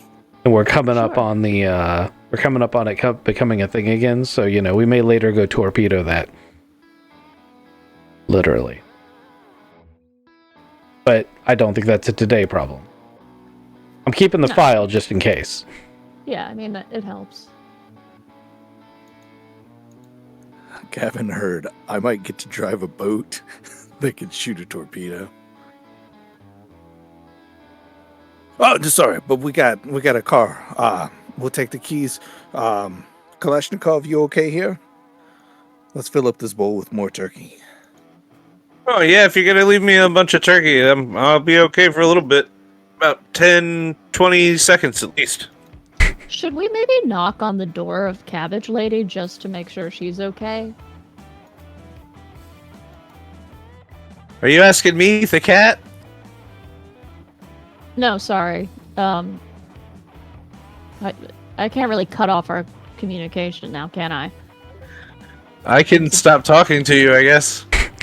Yeah, why don't you have go eat some turkey? I'll go do that. Great. And I'm gonna go get a bottle of water. I'll be right back. Okay. Yeah, I think we just leave him here, and we'll come back later with a bag of cat food. I'm not worried about Cabbage Lady.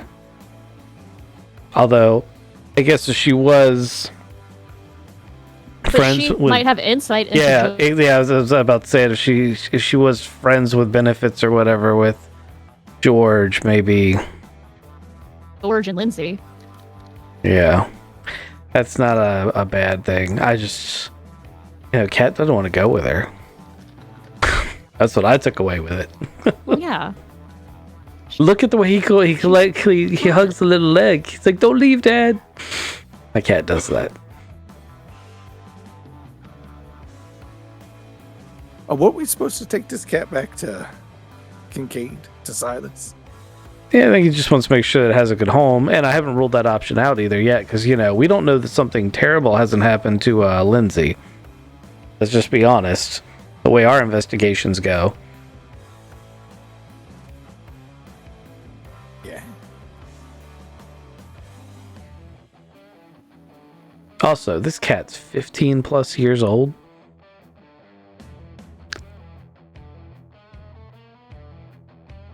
That's a good cat. This yeah. It would have been 2 the last time that boat jumped forward in time.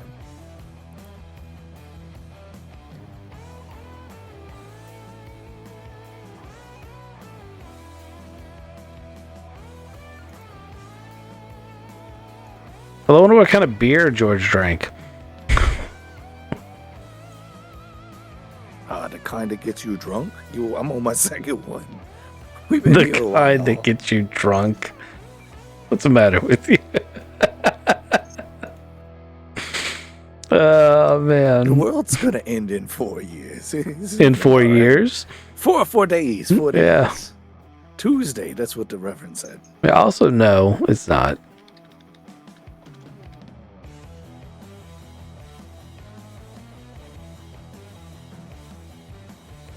Ooh, sorry about that. Sorry about what? Taking so long to come back. Didn't seem like it was that long. We're talking about what kind of beer George but probably drinks.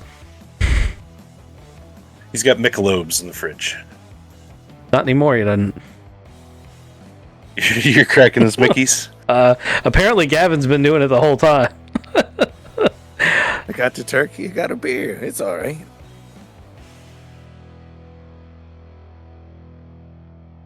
And All also, right, we are going to go talk to Cabbage Lady. Okay.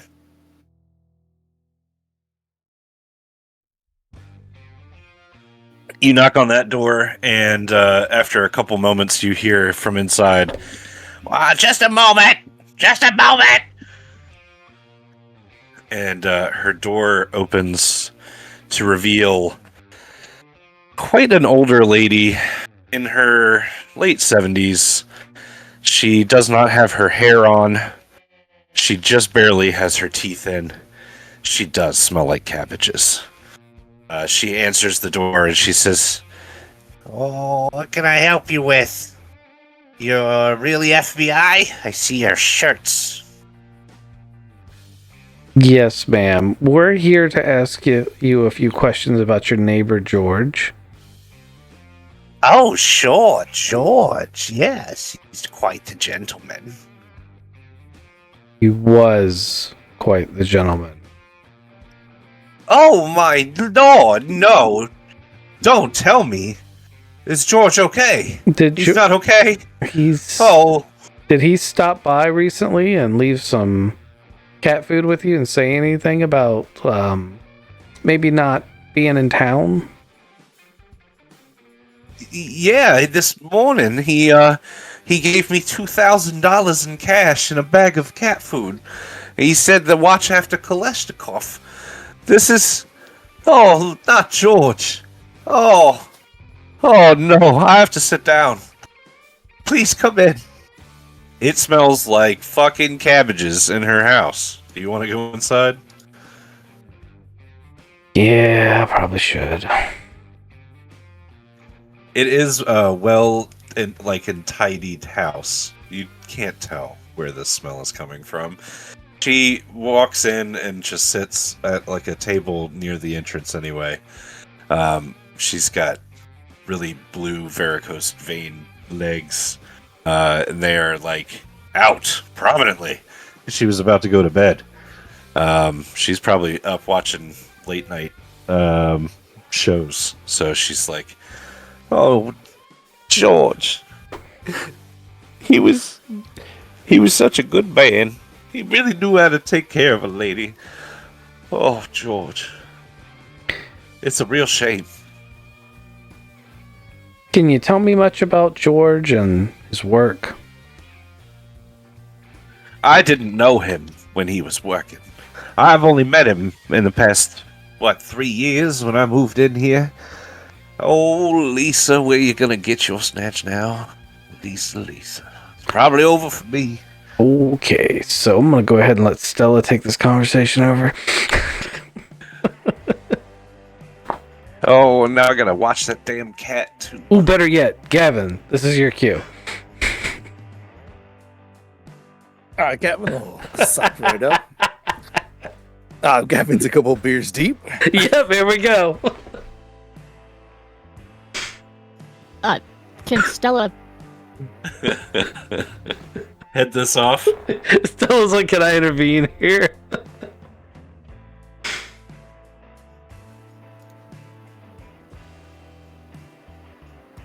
Are you intervening? I'm sorry, Stella, I can't hear you.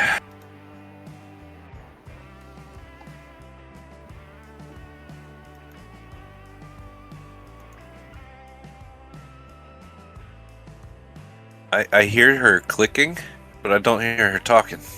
Ditto. Are you talking? Cat's on the cord again. The cat must be on the cord. They might have got the whole box. She's not even lighting up now.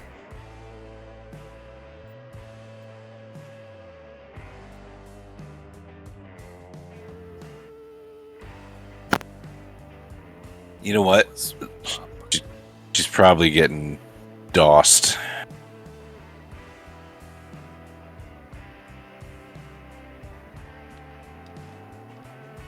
Yep, Gavin, I think you're clear to go. I don't think she's going to intervene. Tries to intervene. No, I got this. Come on. Do we know her name yet? Linda or something like that. I don't Lisa! know. I don't know. I was walking out by the time she said it. I'm Lisa Munchmeyer. That's so right, weird. Miss. I can hear her typing, and I can see that she's typing, but I can't hear her speak. So weird. I bet it switched to another microphone. She got a mute button on her in line between her microphone and the computer. Or there's another microphone and she somehow switched inputs. It's a desktop, so she doesn't have a speaker built into it.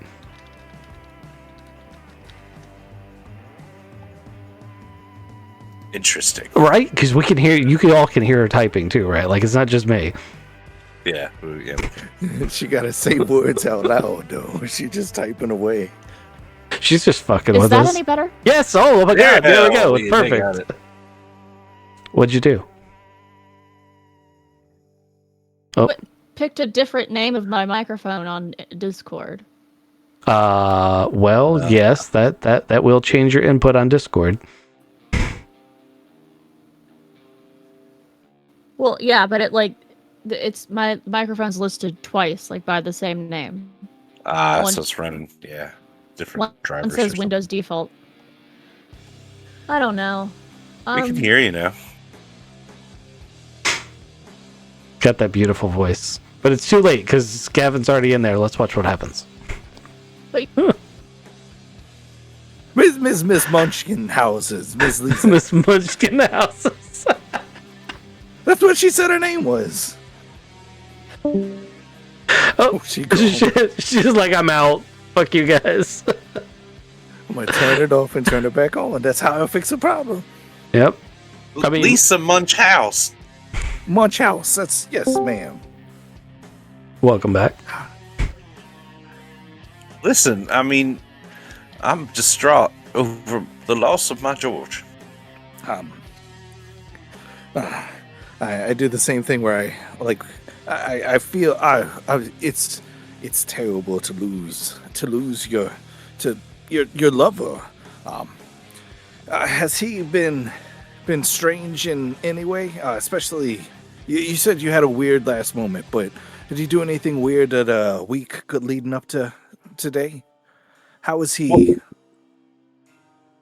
Yes, now that you've mentioned it, he has been acting a little strange. He's been, well, we usually get breakfast at a restaurant called Extravaganza. It's the egg place right down there in downtown. It's fantastic breakfast. I suggest you go if you do get a chance, but we used to go, me and George, every Tuesday and Thursday. But this past week has been not the same. George has not been the same man he was, and I don't know, he was never really a talkative man. He just was a physical one, if you know what I mean. Of course. I mean, he's so yeah. So he missed your breakfast 2 days, two times, both in the same week. Tuesday and Thursday. He left me high and dry. You know, I didn't think things were that bad with him, though, that he would go all past tense on us. He did care deeply for you, and he made sure that you'd take care of his cat. Do you like Kalashnikov, I think is the cat? I will care for him, but cats and I have never really gotten along. All right. I just feel so bad for you.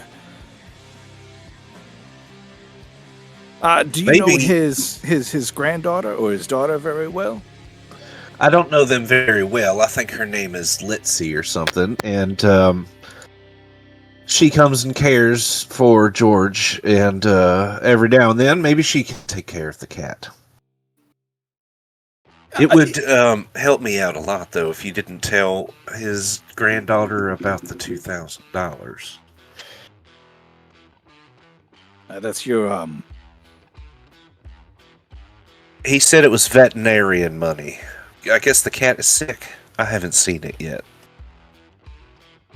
Yeah, the cat is very sick. It's got oils all over it, and you're gonna keep a dead man's money and hide it from his granddaughter, and not take care of the cat?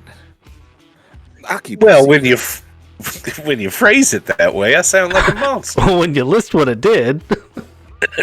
Right? When you played it, put it plain as day in front of me, it does sound like I'm a terrible person. But you ate every Tuesday and Thursday at the Extravaganza. Do you go to church? Me, no. I gave that up quite a long time ago. I got another couple just random questions. You know anybody by the name of Zach? No. Oh, maybe one of those millennial brats that No, I don't think so. All right. You didn't have any other. You just saw Lindsay, and Lindsay's the granddaughter's name of your ex-lover. Oh, okay. Did she had a Zach or something? Yep, Lindsay and Zach. You clearly hadn't talked to them and are still very distraught and trying to steal some money from a dead man. Why would you say that I was stealing it? He handed me the money. He did, so that you could take care of his cat. And you should follow up, make sure the cat's bandages get changed. Hopefully sometime tomorrow. Yeah. Okay, sure. That's for George. That's what he wants. Graham is texting Gavin furiously. I don't want this lady anywhere near that cat. Or It could be our little secret. And he gives her a wink. I'm afraid what she'll do to this cat.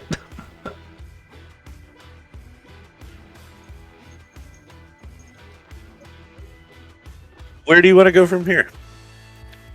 I'm gonna send this lady to bed. I'm a little stumped as to what we should do next. I think we could follow leads by pulling phone records. And then maybe we could go scout out the church. That's the best I got, guys. And that's weak sauce, but that's the best I got. I think we should try to find Lindsay. That's a good idea, but I can't think of a way to do it. We got the FBI things. We could pull her home address and go knock on her front door. Direct and... I thought that was already done. Did we not already try to call her in and not get an answer? Okay, well, yeah, we didn't go knock on her door. Let's go knock on her door. I like that idea.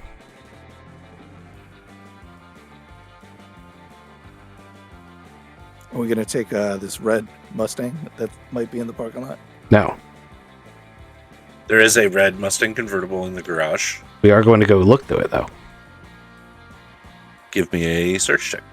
Scoobies!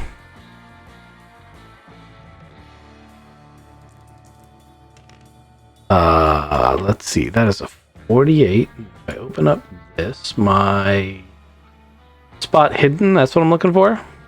Yep, spot hidden. 48 is a regular success, unfortunately. It's better That's than me. enough. I rolled a 94. I got a plus 10 because I'm still worried about not being at home for 104. Rough, buddy. What'd I find? You found receipts. They were purchased at the box store that you guys have been... Save Mart? Yep, Save Mart. Shopping list included packaged food, not required cooking to prepare, clothes sized for and appropriate for a 5-year-old little girl, a large first aid kit, toiletries, and about a dozen children's DVDs, and a portable DVD player, and a lot of energy drinks. Also purchased were several packages of nighttime cold medicine, and a portable radio scanner capable of monitoring police, fire, and EMT frequencies. I am going to nitpick something here, and the GM is completely okay to tell me that this is not a thing.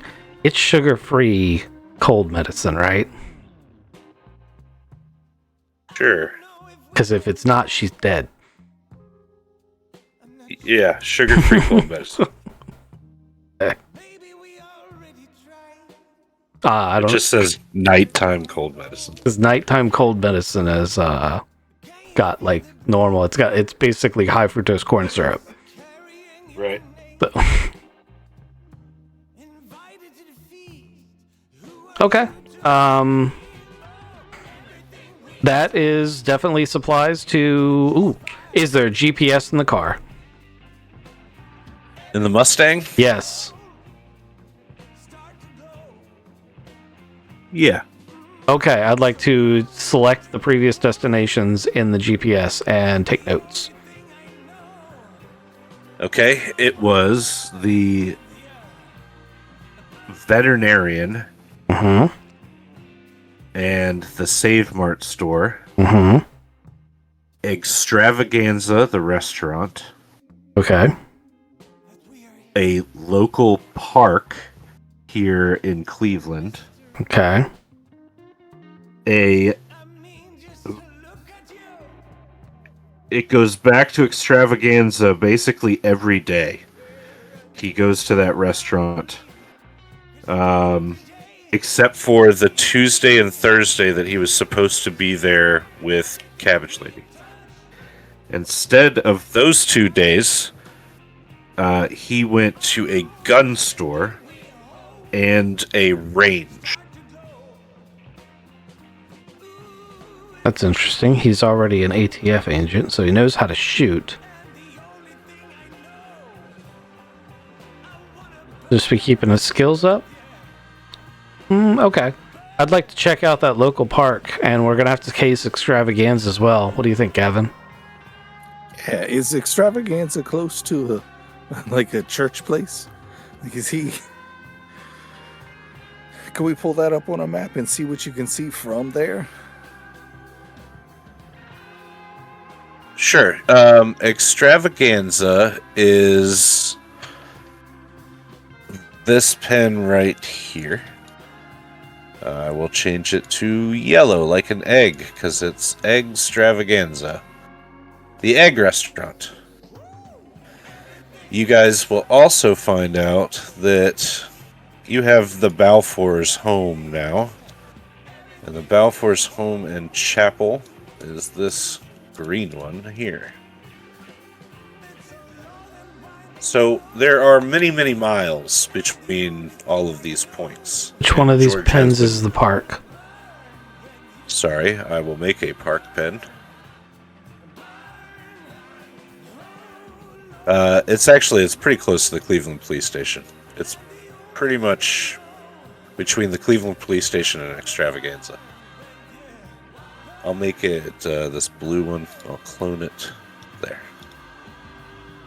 Okay. When we pull the phone records, let's try to remember to pull the GPS coordinates as accurately as we possibly can on the phone. I would like to be able to walk the same steps he walked at Extravaganza and potentially the park.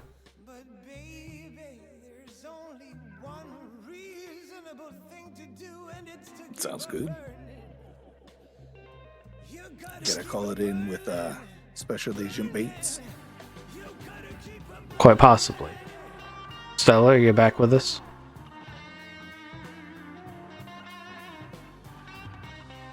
The signs are not good.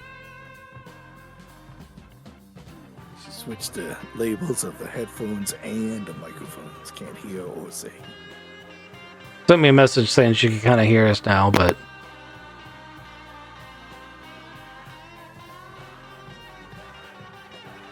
Well, do you want to call it here and see if we can't get her back next time?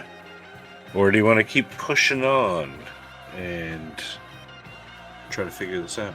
We got time. I don't like doing it without her. yeah, I mean, this is the kind of mystery thing that she would love about this. I don't want her to not be able to participate. She's also really good at it, Samesies. and I'm running out of ideas. So Knock on the door. Go walk the things they did. I mean, definitely you want to check out Extravaganza. It is a breakfast restaurant, so they'll be closed right now. It's late at night. They will open tomorrow morning. You can check them out. You guys should probably find a place to stay, unless you want to pull an all-nighter and keep looking around other people's houses. You have not gone to Lindsay Peel's house, so that's definitely a thing that you should do. She did have a matching car to the suspect's getaway car. So She's probably involved. Let's just put that out there. Probably involved. So finding her, maybe you find Regina. It's a very good lead. So we should get a hotel for the night because it's pretty late. yeah, Have eggs breakfast tomorrow and go to Lindsay's house.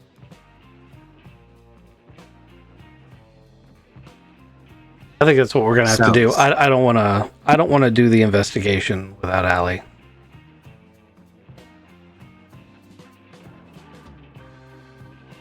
I agree. Okay, so we will do that.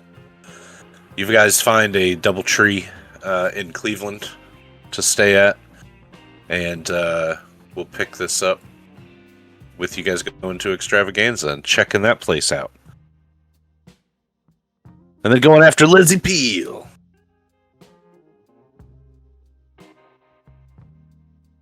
Hey, do we know where that Ladybug backpack is? The Balfours still have it.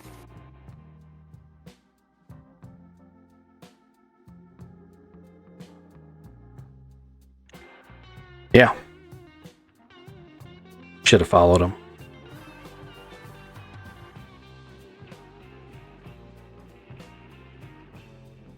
They're easy to find. You can go right to their church. I'm sure they'll be there. Uh-huh. All right. Well, sorry for the abrupt ending, but I'd feel better if she was involved. And thanks for games, guys. Yeah. It's been real. It's been fun. I'm gonna end the stream there. Thanks everybody for stopping by.